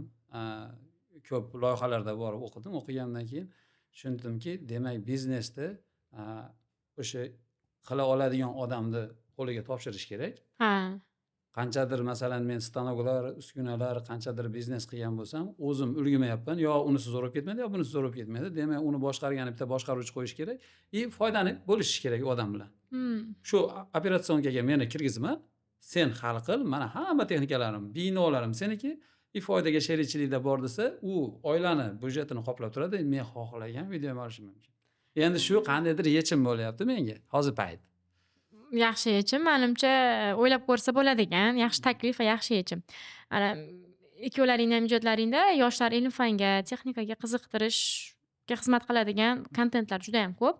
O'zbek yoshlari orasida bu sohalarga qiziqish yetarlimi sizlar nazarlaringda yoki hali ko'p ish qilishimiz kerakmi? Men o'ylaymanki, borgan sari oldin aytib o'tdim-ku, mana shu 1-2 yil ichida juda katta o'sish bor. Yoshlarda ichida ham o'sish juda Demak, ham ozroq katta. harakat qilsak, erisha olamiz kutayotgan natijamizga. Men hozir bundan oldin Arduino'ni gapirdimda. Bir narsani o'ylab qoldim. Men hech kimga aytmadim, birinchi marta sizga aytyapman. Masalan, bitta bog'liqlik bor ekanda, ajoyib. Ba'zi rivojlangan davlatlar elektronika bilan shug'ullanar ekanda. Boy rivojlangan davlat. Yoki elektronika bilan shug'ullanadigan davlatlar boy rivojlangan bo'lib ketganmikin? Mana shu narsada bog'liqlik borda. Qaysi davlat? Yaponiya rivojlangan davlat deymizmi? Amerika, Yevropa, bular hammasi elektronika bilan shug'ullanadi. O'shuning uchun bular rivojlangan bo'lganligi uchun elektronika bilan shug'ullanyaptimi yoki elektronika bilan shug'ullanganligi uchun rivojlanib ketdimi? Hozirgi bolalar, yoshlar bunga qiziqib qarayapti. Men to'g'risini o'ylayman, Instagram bunga ko'p foyda qilyapti. Chunki kitobda ko'rib ulgurmaydi-da, Instagramdaqa tezmasda kitob. Shunday. Tezmas. Sig'dirib bera olmaydi, yana. Ular sabri yo'q o'qigan ko'p varaqlarni. Men hamma maktab uchun gapira olmayman. Meni o'g'lim oddiy maktabda o'qiydi. Oddiy maktabda 9-sinfni bitirdi. Endi Farg'ona shaharda. Yana jiyanlarim bor, yaqin atrofim surishtirib turaman. Men bunaqa xususiy maktablarda bilmayman qanaqaligini. Shu mehnat darslari bor-ku. Shunga men to'g'risini aytmoqchiman. Qandaydir ikkinchi darajali darsdaqa qaralyapti degan Sizda fikr bor paydo mendada. bo'ldi. Qandaydir ikkinchi daraja, masalan, o'qituvchilari ham qandaydir bu narsaga o'qiganmi yo'qmi? Men kitoblarini ham ko'rdim. Hozir texnologiya deb nomlanadi darsni nomi. Lekin u yerda yasalayotgan narsalar qandaydir menimcha yaxshi ko'rib chiqilmagan narsalarmikin deyman. Men ham qiziqib maktabda nima yasayapsizlar. Umuman maktablarda mehnat darsi biz shu maktabda o'qiyotganimizda o'shanda уже ozgina bu narsa orqaga ketishni boshlagan ekan. Stanoklar bor edi, lekin hammasi ham ishlamas edi. Endi bizga hech yo'q yog'ochda aralashdi. Bolg'ani qanday ushlash kerak? Masalan, shtangin sirkulni ishlatishni menga maktabda o'qituvchim o'rgatgan. Men hozirgidek esimda. 6-mi, 7-sinf bolaman. Shtangin sirkulni işte men so'radim undan. Atay dars o'tmadi. U qo'lingda qancha millimetr ko'rsatyapti. Ammo boshqa chiziqlari ham bor. Bu nimaga bu? Millimetrda men lineykada ham o'lchab olaveraman desam, men so'rayotgan, endi men hozir tushunyapman-da bu narsani. Men buni so'rayotganimga o'qituvchi xursand bo'lgan. Keyin menga shtangin sirkul u 1 millimetrda 10dan 1gacha aniqlikda o'lchash mumkinligini ko'rsatib, tushuntirib, doskada yozib bergan. O'shunda tushunganman. Esda qolgan hozirgacha. Nechta odamga o'zim o'rgataman shu narsa. Esimda qolganda. Shu qisqaroq qilib aytadigan bo'lsam, qachonlardir mendan aqlli odamlar bu to'g'risida balkim fikr qilayotgandir. Albatta.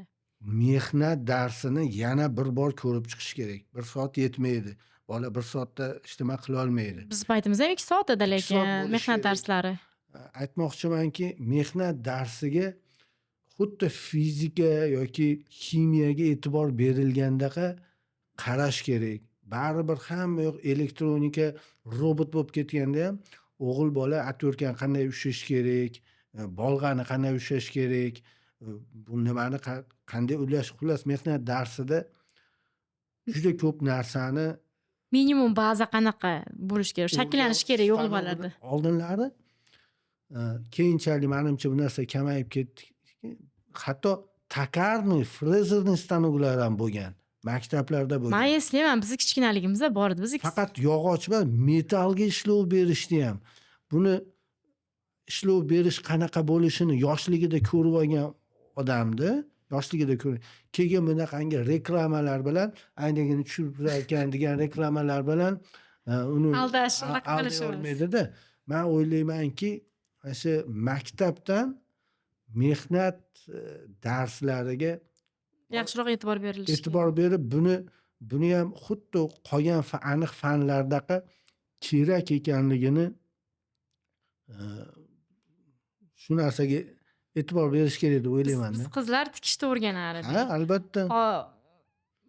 Maktab yoshidayoq tikish, oddiy choy, gul solish, zardo'slikni bilardik, bemalol ovqat, salat qanaqa tayyorlanishini Pishirishar. bilardik. O'zimiz olib kelardik, o'zimiz pishirib, 2 soatda, 2 soat oxirida yeb, tanovul qilib ishga ketar edik. O'g'il bolalarimiz u yoqda o'sha har xil narsalar yasashar edi. Stulchalar, taxtalardan o'tiradigan o'rindiqlar yoki buzilgan stullar hammasi mehnat domlamizning xonasida bo'lardi. Nima uchun? Chunki har mehnat darsida kirgan har bitta sinfda o'g'il bolasi tuzatishni bilish kerak. Ya'niki bolt qatirishni bilish kerak hech bo'lmaganda. Mana shu narsalar o'rgatiladi. Men uchun, hozirgacha men ham shunaqa deyman, shu fikrdaman.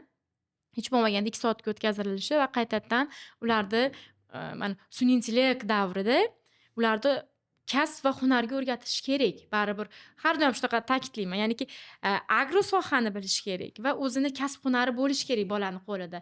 Shu tikish bo'ladimi, boshqa bo'ladimi, qiz, yigit. Meni ham xulosalarim shundan iborat. Sizda-chi, Muhammad aka, nima deb o'ylaysiz o'zingiz sohangiz bo'yicha? Imkon qadar o'qitishni kuchaytirish kerak haqiqatda ham. Qachonki boshiga tushganda qilgan paytida oson bo'ladi shu ishlar. Bari hayot davomida akam aytgandek, Orif akam aytgandek, atyorka ishlashni ham bilmaydigan bolalar bor. Oddiy bir narsani qotirib ketishni ham bilmaydi ro'zg'ordagi. Yana ham kuchaytirish kerak bilimni. Men bolalarimizni ko'proq telefonda o'sha qaysidir davlatlarda ishlab chiqqan o'yinlarini, ilovalarini o'ynash bilan ovoraligini ko'raman, ilova yasash haqida o'ylamayotganligini ko'raman. Shunday. Qisqa qilib aytganda, biz ularni o'ljasimiz. Qo'pol kimdirni ko'ngliga og'ir botar. Biz o'yin ko'ramiz. Instagramga kirib qayerdagi bachkanani videolarida ko'p vaqt ko'ramiz. Shuning uchun biz O'zbekiston auditoriyasiga balki o'shanaqa videolar yonimda qo'shilib ham, nari qo'shilib ham ko'rganligi uchun menga ham chiqib qolar o'sha videolar. U ilm haqidagi bunday gapirgan videosida zerikarli bo'ladi, uyqusi keladi-da, undan ko'ra anaqali bits muzika ko'radi. Mana shu saviyamizni tushib ketishi biz ularga shunchaki o'lja bo'lishimizni olib kelyapti. Nimaga biz o'yin yasalmayapmiz? Ular yasayapti. U darajada ommalashmayapti. Masalan, mana sun'iy intellekt haqida gapirdingiz. Men sun'iy intellektni $20 $22 nimani ChatGPTni yuklaganman. Menda turadi Gemini bor, yana shunga o'xshagan Grok bor. Bulardan men foydalanaman. Shunchaki yozib bersam hamma ish qilib qo'yapti shular. Bu narsani ham ba'zi odam aytadiki, u saviyasi past ekan, uni nima deydi? Uni saviyasi past. O'zi buyruq bera olmayapti. Savolni bera olmayapti u. Agar savolni mukammal qilib bersin, To'liq javob u oladi. shu darajada mukammal javob beradiki, o'zi hayratda qoladi. Aytadi, masalan, bir xil savolni bir odam bilan birga berdik. U o'zini dunyoqarashida doim ChatGPT bilan ishlaganda, o'zi savol beryapti. U sodda nima chiqyapti, qanoat qilmayapti uni javobidan. Men ham xuddi shu savolni o'zim bilgancha yozdim.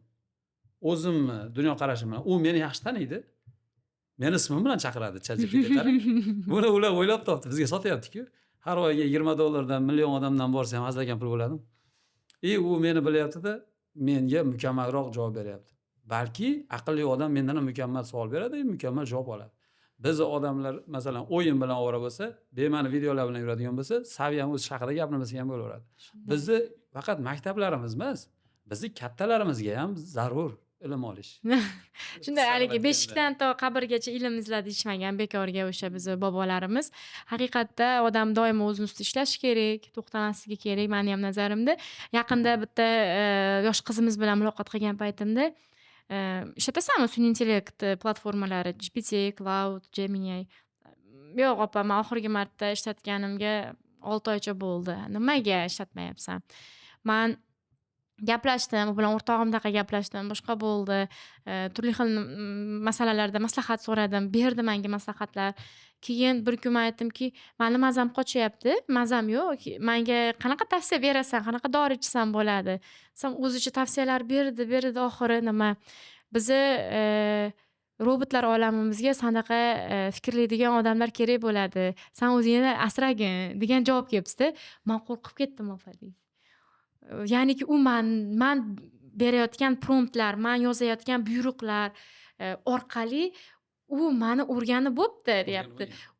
Men unga o'sha robotlar oramiga men kerakligimni aytgandan keyin men qo'rqdim. Ishlatmayapman hozir dedim, aytdimki, yaxshi hech bo'lmaganda shuni tushunibsan. Yaxshi hech bo'lmaganda shuni tushunibsan deyman va har doim men malaka oshirishda dars beraman o'qituvchilarga, ona tilida o'qituvchilarga. Kelishganida doim ular to'garaklar haqida so'raymanda, qanaqa to'garak o'tasizlar, nomi nima? Hammasi bir xil to'garak nomini aytishadi-da. Keyin men aytamanki, qani telefonlaringni olinglar, GPTni ochinglar-chi, qani so'ranglar deyman. Hech narsa aytmayman.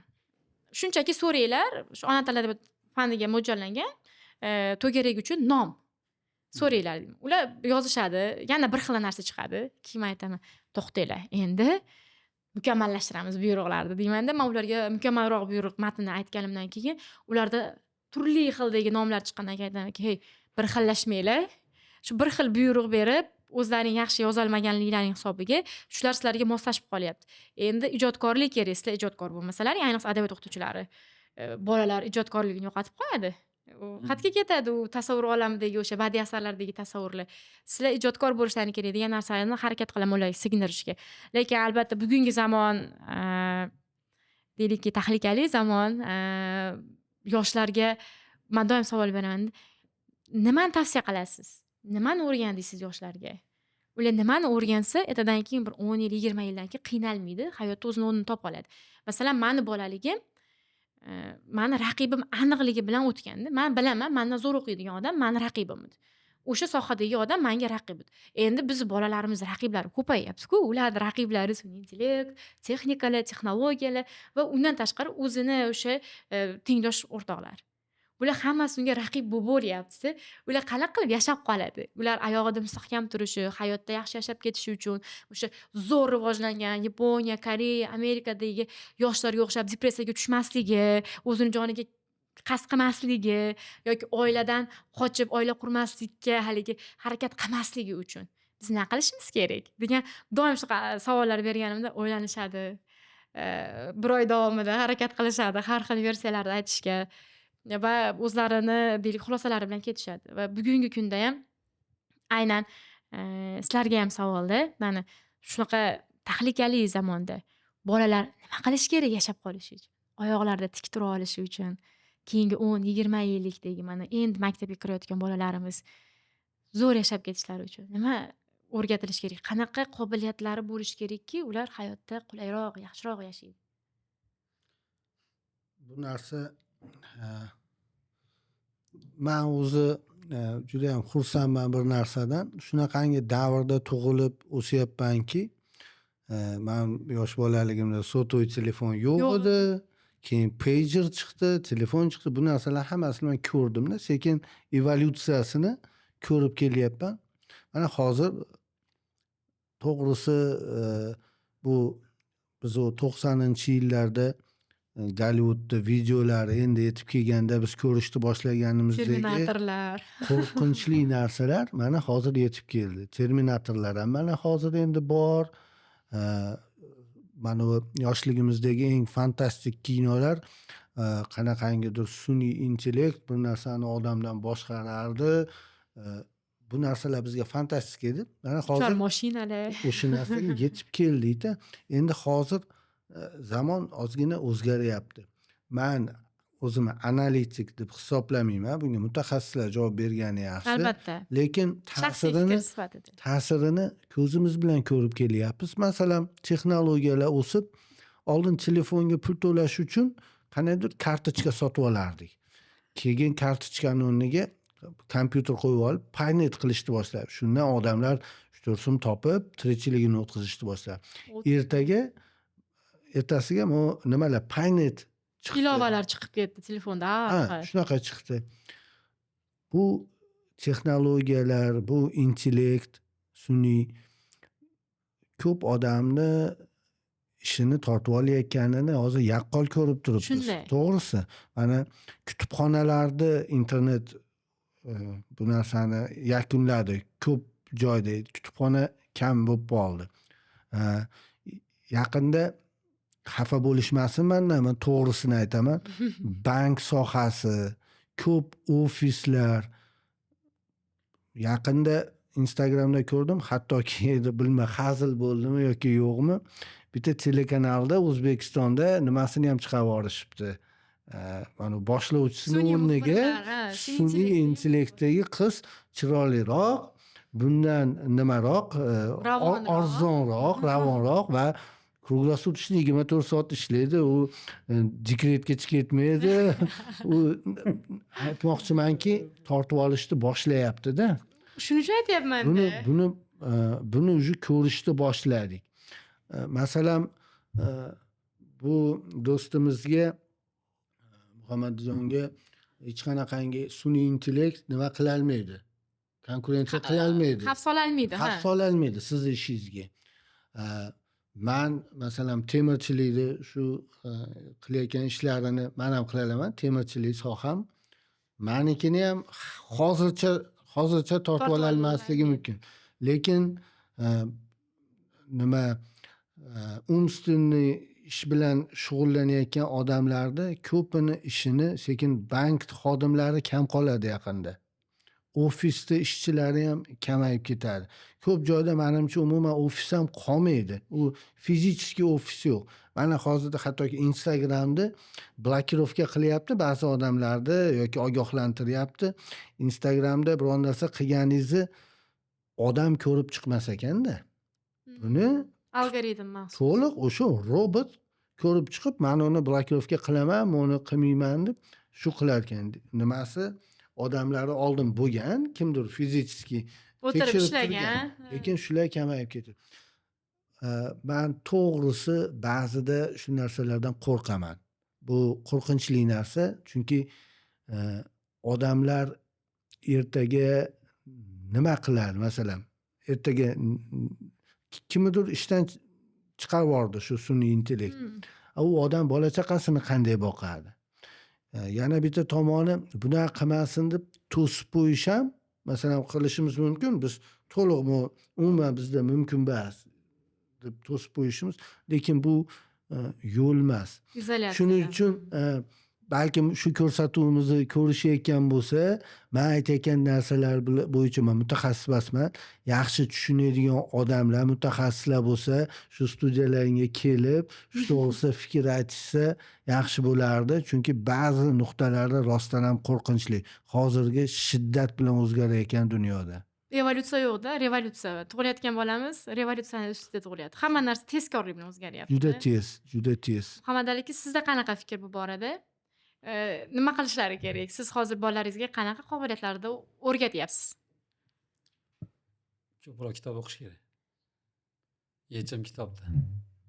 Agar o'sha vaqtida O'rta Osiyoni rosa olimlar yig'ilganda dunyoga kelib bizdan ilm olgan bo'lsa, biz kitoblar tashlab yubordik. Hozir kitob o'qisa uyqimiz keladi. Juda qiziq, mazza. Uyqum kelmasa, 2 varaq o'qisam bo'ldi, uxlarim. Men uchun ko'pchilik shuni deb o'ylayman. O'zim majbur qilib o'qiyapman, o'zim e'tibor berdim. Ko'p rivojlangan davlatlardagi odamlar o'zini vaqtini, 1 soatini yoki 2 soatini, balki yarim soatini shunchaki kitob o'qishga bag'ishlaydi. Bo'ldi. Shu vaqtimda men kitob o'qiyman. U odamlarning mulohazasini eshitib hayron qolasizda. Mana shunday fikrlash zo'r bo'lgandan keyin ana shu odamdan ana shu evolyutsiya deyapmiz, mana rivojlanish hamma yo'q takomillashib ketadi. Shu paytda ham tirik qoladi. Masalan, shu paytda ham o'z o'rnini topa oladi. Albatta. Uning uchun bilim bo'lishi kerak. Agar bilim bo'lmadi, mana shunaqa narsalarni aytdim-ku, biz o'ljamiz. Agar shu o'ljaligimizda davom etadigan bo'lsak, biz butun dunyoga ishchi bo'lamiz. Saqlayotganda qora ishlarni qiluvchi, masalan, sun'iy intellekt qora ishlar qilib bermaydi-ku. Shunday. Sun'iy intellekt boshqaradi bu. Boshqaruv kimni qo'lida bo'lsa, dunyoni boshqaradi. Dunyo boshqarilsa, boshqarishni bilmaydiganlar boshqariladi. Ular ishchi bo'ladi. Shuning uchun kitob, bilim bo'lsa, menimcha qanchadir yechim bo'ladi. Biz kitoblar tashlab yuborganmiz hozir. Menda ham shunaqa fikr bor edi, ya'niki sun'iy intellektda ham baribir kimdir yaratadi. Foydalanma, yarat. Shular haligi yaratuvchilaridan bo'lgin degan taklifni kiritgan bo'lardim, ya'niki ilk tashabbuskorlaridan, o'zing ya'niki keyingi davrlarda siz aytgandek o'sha o'qiydigan, qo'lda kasb hunari bor, meni shaxsiy fikrim albatta, mutlaqo shaxsiy, fikrlaydigan yoshlar zamoni keladi. Chunki bizni mana bu sun'iy intellekt dangasa qilyapti, fikrlashdan chalg'ityapti, tayyor narsani beradi, bo'ldi, o'tiramiz. Miya burmachalari tekislanishni boshlayapti, ya'niki. Balkim man ChatGPTdan yo'da foydalanaman. Man foydali tomonini bilaman, lekin foydali tomoni ham bor. Shunday. Buni ChatGPT bas umumiy mana shu sun'iy intellekt deydigan bo'lsak, foydali tomoni mozgovoy shturm degan narsa bor. Bironta masalani yechishga kelayotganingizda iloji boricha ko'proq nimalar kerak? G'oyalar kerak. Aniq. Shunaqa bo'lyapti deb berasiz, 10 ta beradi sizga. Yo'q, menga 100 ta kerak deysiz. Beraveradi, to'g'ri. U haqiqiy sizga to'g'ri keladigani kam bo'lishi mumkin. Lekin juda ko'p g'oya bo'lsa, ashining ichidan qaysidir biri xuddi sizni o'zingizni fikringizni-yu, lekin hali buni o'zingiz anglab yetmovdingiz-da. Shuni topasiz, uni o'zgartirasiz, xatini chopib, kaltalab, o'zingizga kerakligini olasiz. Mana shu tomondan foyda. Lekin ziyon tomoni Shunday bergan narsadan foydalanish albatta ziyon. ko'chirib olish bu umuman ishlatayotgan odamga ham, undan foydalanayotganga ham to'g'risi yaxshi emas. Hozir kecha savol berishdi bir studiyada. Nimani? Ilmni narxi pasayib ketdi. Rostdan shunaqa. ilmni Borib bu o'rganish bu judayam yaxshi. aslida. Bu aslida judayam yaxshi. Masalan, bibliotekada masalan, mana Navoiy nomidamidi biblioteka bor edi. Областной biblioteka. Al-Farg'oniy. Siz Al-Farg'oniy nomida. Mana o'sha yerga kirganmisiz? Siz Albatta. davringizda bo'lganmidi? Bizni asosiy vaqtimiz o'sha yerda o'tgan. Liftda olib chiqib berishardi kitoblarni, Ha, podvallarni. maxsus. ha. Mana shu yerda men bilaman, bironta narsani oqtarib kirsam, go'da yarim kun vaqtim kartotekada o'tardi. U kitobni topish, kartochkasini topganingizdan keyin juda katta kartotek. Uni berib yuborsangiz, uni keyin yana ancha vaqt topib chiqarish kerak edi-da. Shuncha vaqtni men hozirda Internetda. bir daqiqaga bormaydi-da, bir 4 ta 5 ta so'z yozaman, shu narsani yetkazib beraman. Arzonlashdi. Juda ham zo'r bo'ldi-yu, Qadrichi? lekin shu men bo'layotgan narsa, mani gapim emas, internetdagi gap, juda kulgili gap. Internetda odamlarni vaqtini tejash uchun ular topishgan ekan. Internetda. Vaqtni tejash uchun o'ylab topilgan. Lekin odamlar faqat vaqtini o'shanga sarflaydi. Hozir kirib ketasiz. Hozir ham studiyadan chiqqanimizdan keyin shuni Instagramda ko'rib qo'yay deymiz. Bitta ko'raman xolos deysiz. Keyin bunday bitta qarasangiz 2 soat o'tib ketgan bo'ladi. Shunaqa. Ya'niki o'shani aylantirish bilan o'tadi. Bizda yana bir savol. Agarda bir-biringiz sohangizdan biror narsa o'rganmoqchi bo'lsangiz, nima bo'lardi? Ya'niki Orifjon Muhammadalidan, Muhammadali Orifjondan o'rganish kerak bo'lganda, u nima bo'lardi? Bilmadim, Orif akam kakos ichganini ko'rib maza qildim. Sayohatlaridan, demak. Orif akam o'rnida bo'lib qolgim rosa keldi. Men o'zim ham mexanikaga juda ko'p qiziqaman, soham ham shu. Men tokerman. Endi toker deganda faqat stanokda ishlaydigan, umuman texnikaga qiziqaman. Men ham ko'p narsalar yasaganman. O'zbekistonda ba'zi narsalarni birinchi bo'lib ishlab chiqarib, sotuvga ham olib chiqqanman. Umuman texnikaga qiziqaman. Bu do'stimizni ham hamma videolarini ko'rib turaman, to'liq texnika. Men ham yasashga, biror narsani ishlab chiqarishga, yangilik yaratishga albatta juda ham qiziqaman. Demak, shu yo'nalishda bo'lishi mumkin. Agar ikkovingiz birgalikda bitta loyiha qilsangiz, masalan, deylikki, o'z qo'lingiz bilan teleskop yasashmi?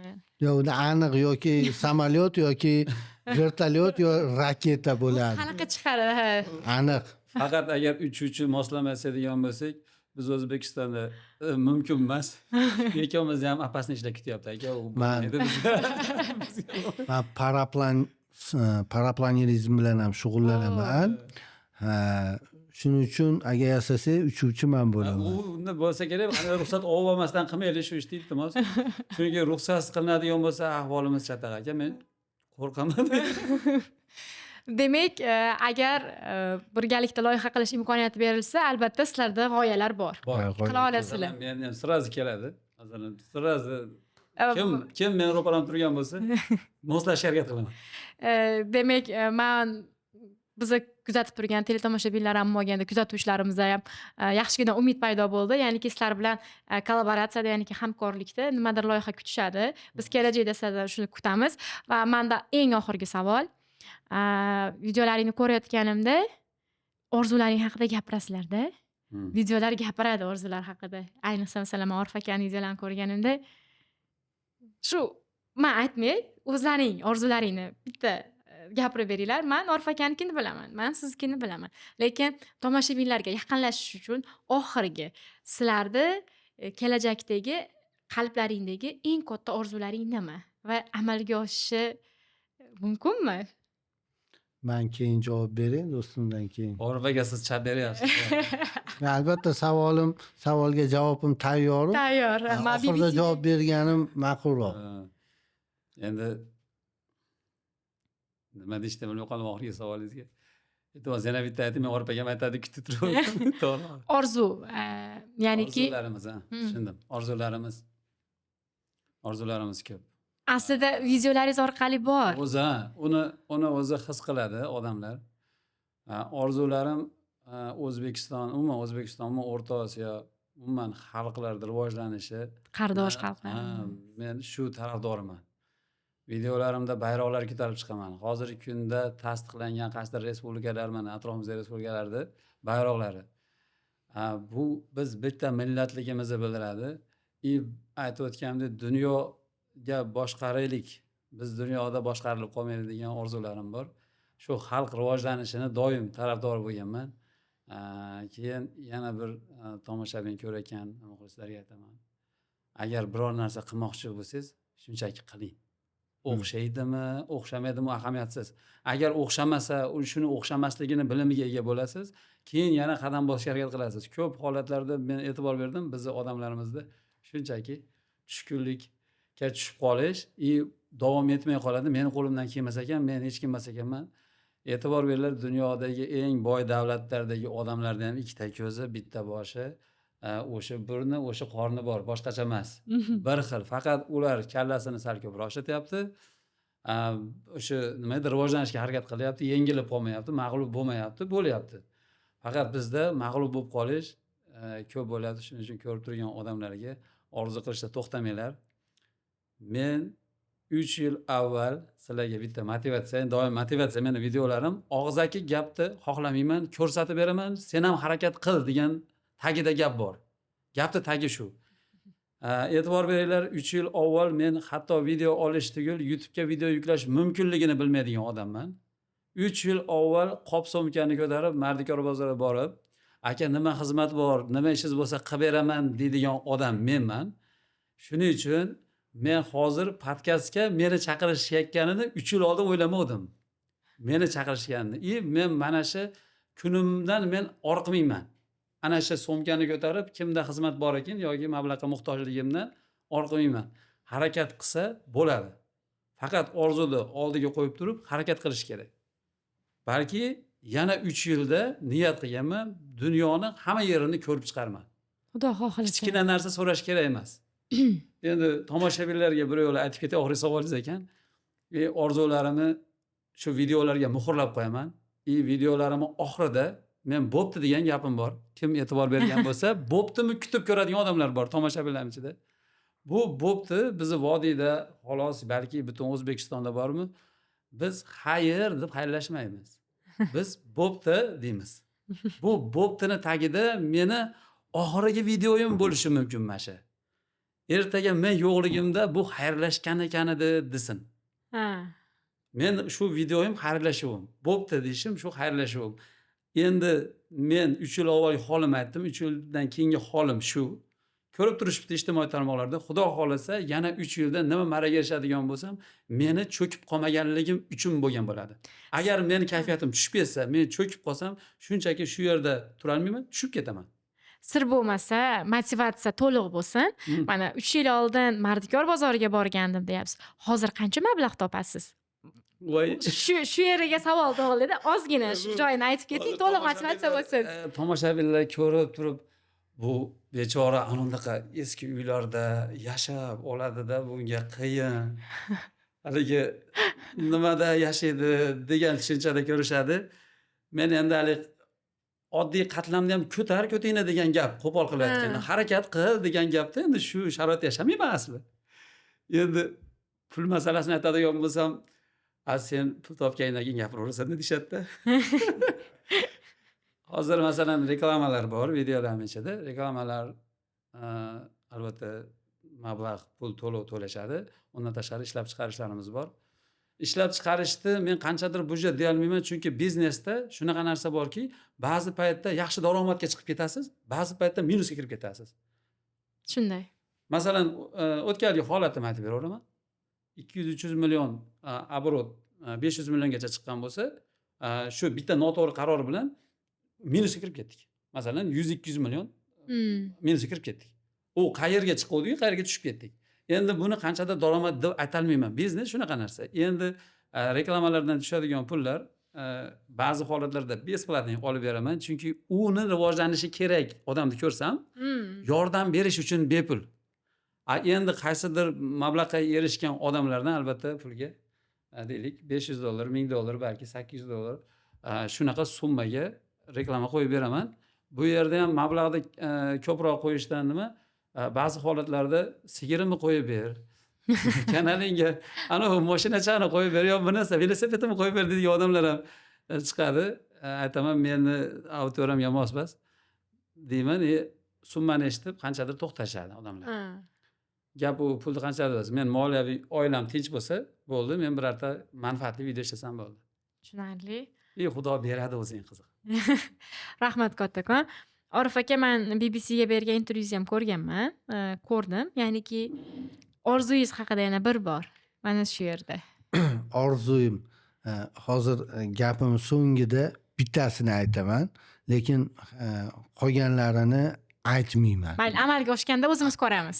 Ha, hozir meni to'g'ri tushundingiz. Mana videolarimda ham e'tibor berayotgan bo'lsangiz, ana ekvatorga borish orzuyim bor edi. Ekvatorga bordim, orzuyim ushaldi dedim.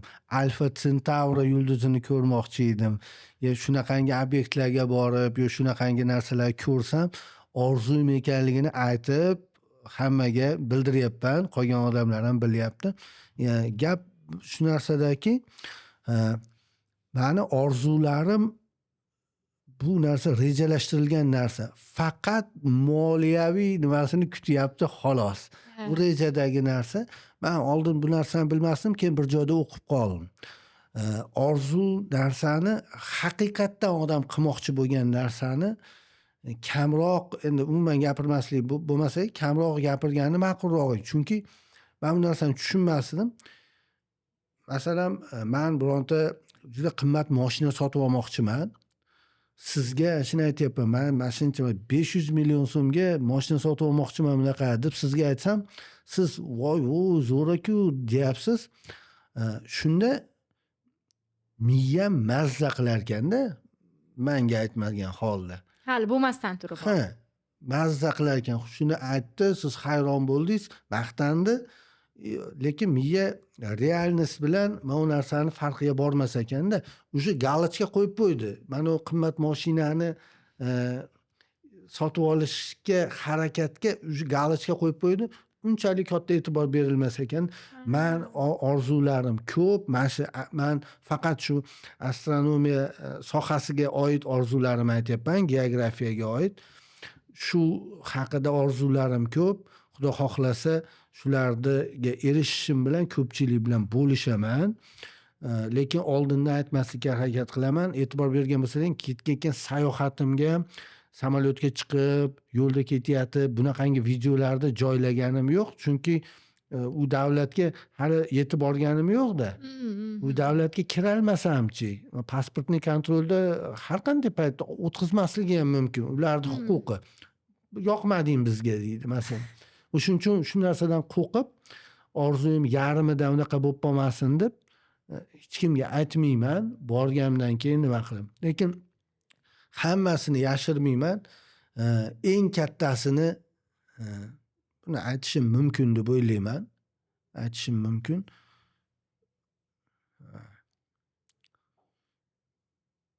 Diyora Keldiyorovani taniysizmi? Albatta. Tanimagan o'zbek qolmadi menimcha. Men edim o'sha tanimaydigan odam, men edim.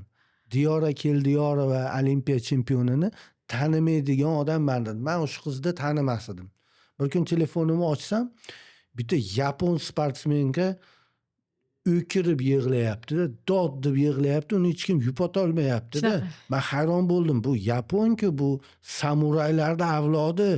Kim buni shunchalik yig'latdi deb hayron bo'ldimda, videoni ko'rsam, oxirgi 50 ta jangida yutqizmagan ekan. Bu Uta Abe. O'sha Uta Abe Diyora Keldiyorovaga mag'lub bo'lgani uchun o'kirib yig'layotgan ekan. Men shundan keyin ko'p marta ko'rdim, ko'pincha menga motivatsion video Uta Abeni o'kirib yig'lashi. Diyora Keldiyorovani menga tanitgan qiz o'sha Uta Abe. Instagramda men podpisanman o'shaga, podpiska tashlaganman. Shu orzuyim dunyoda ilm, fan va ishlab chiqarish sohalarida o'sha Yaponiya, Amerika, Yevropani kattalari O'zbekistonda oldida xuddi shunday ho'ngrab, dod deb yig'lashini istayman payti kelganda. Xuddi Boshqa Abdullajonda. sohalarda. Abdullajonda haligi. Ha, yaponlar yig'lashadi. Yaponlar yig'lashadi. Xuddi shu narsa chin bo'lishini istayman. Uta abi menga Diyora kel Diyorovani tanitgan. Yana shunaqangi bizda ilm fan bo'yicha, sport bo'yicha, ishlab chiqarish bo'yicha yana shunaqangi judayam iqtidorli odamlar paydo bo'lib, boshqa sohalardagilarni yig'latishini ko'rishni istayman. Rahmat, ajoyib orzular uchun. Albatta orzular maqsadga aylansin, amalga oshsin. Biz albatta birga sizlar bilan mana shu orzularingni ro'yobini ko'raylik. Va men aynan intervyu jarayonida Orifjon qachon kosmosga chiqadi degan savol berishgan edi. Men albatta kosmosga chiqaman. Chiqaman. Yerda dumaloqligini o'z ko'zim bilan Ko'raman. ko'raman.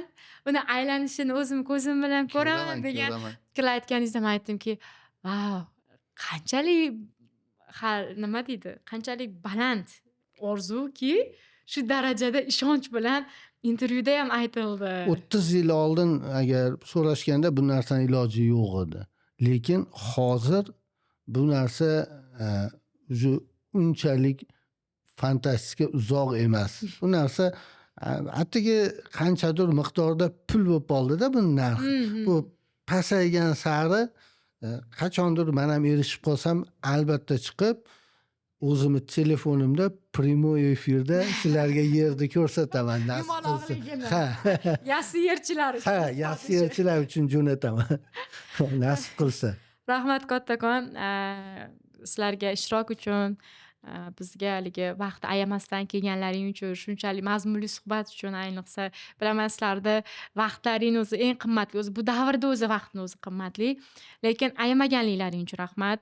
O'ylaymanki bizni ko'rib turgan muxlislarga ham, tomoshabinlarga ham juda manfaatli, qiziqarli bo'ldi va ikkala mehmonimiz ham sahifalarga obuna bo'lishlarini, bundan tashqari aynan bizni dasturimizga ham obuna bo'lib, like bosishlarini so'ragan bo'lardik va bu kabi foydali deylikki kontentlar va suhbatlar sonini biz albatta ko'paytiramiz. Takliflar bo'lsa albatta izohlarda yozib qoldiringlar. Bundan keyingi suhbatdoshlarimiz kim bo'lsin, qanday mavzularda suhbat quraylik sizlar bilan va o'ylaymizki, sizlar biz bilan zerikmadilaring, biz umuman zerikmadik. Taklif qilganlaring uchun rahmat. To'g'risi maza qilib suhbatlashib o'tirdim o'zim ham. Rahmat. Sizlarga Munosib ko'rganligingiz uchun rahmat. rahmat kattakon. Bizni kuzatishda davom etinglar, ha? Bo'pti.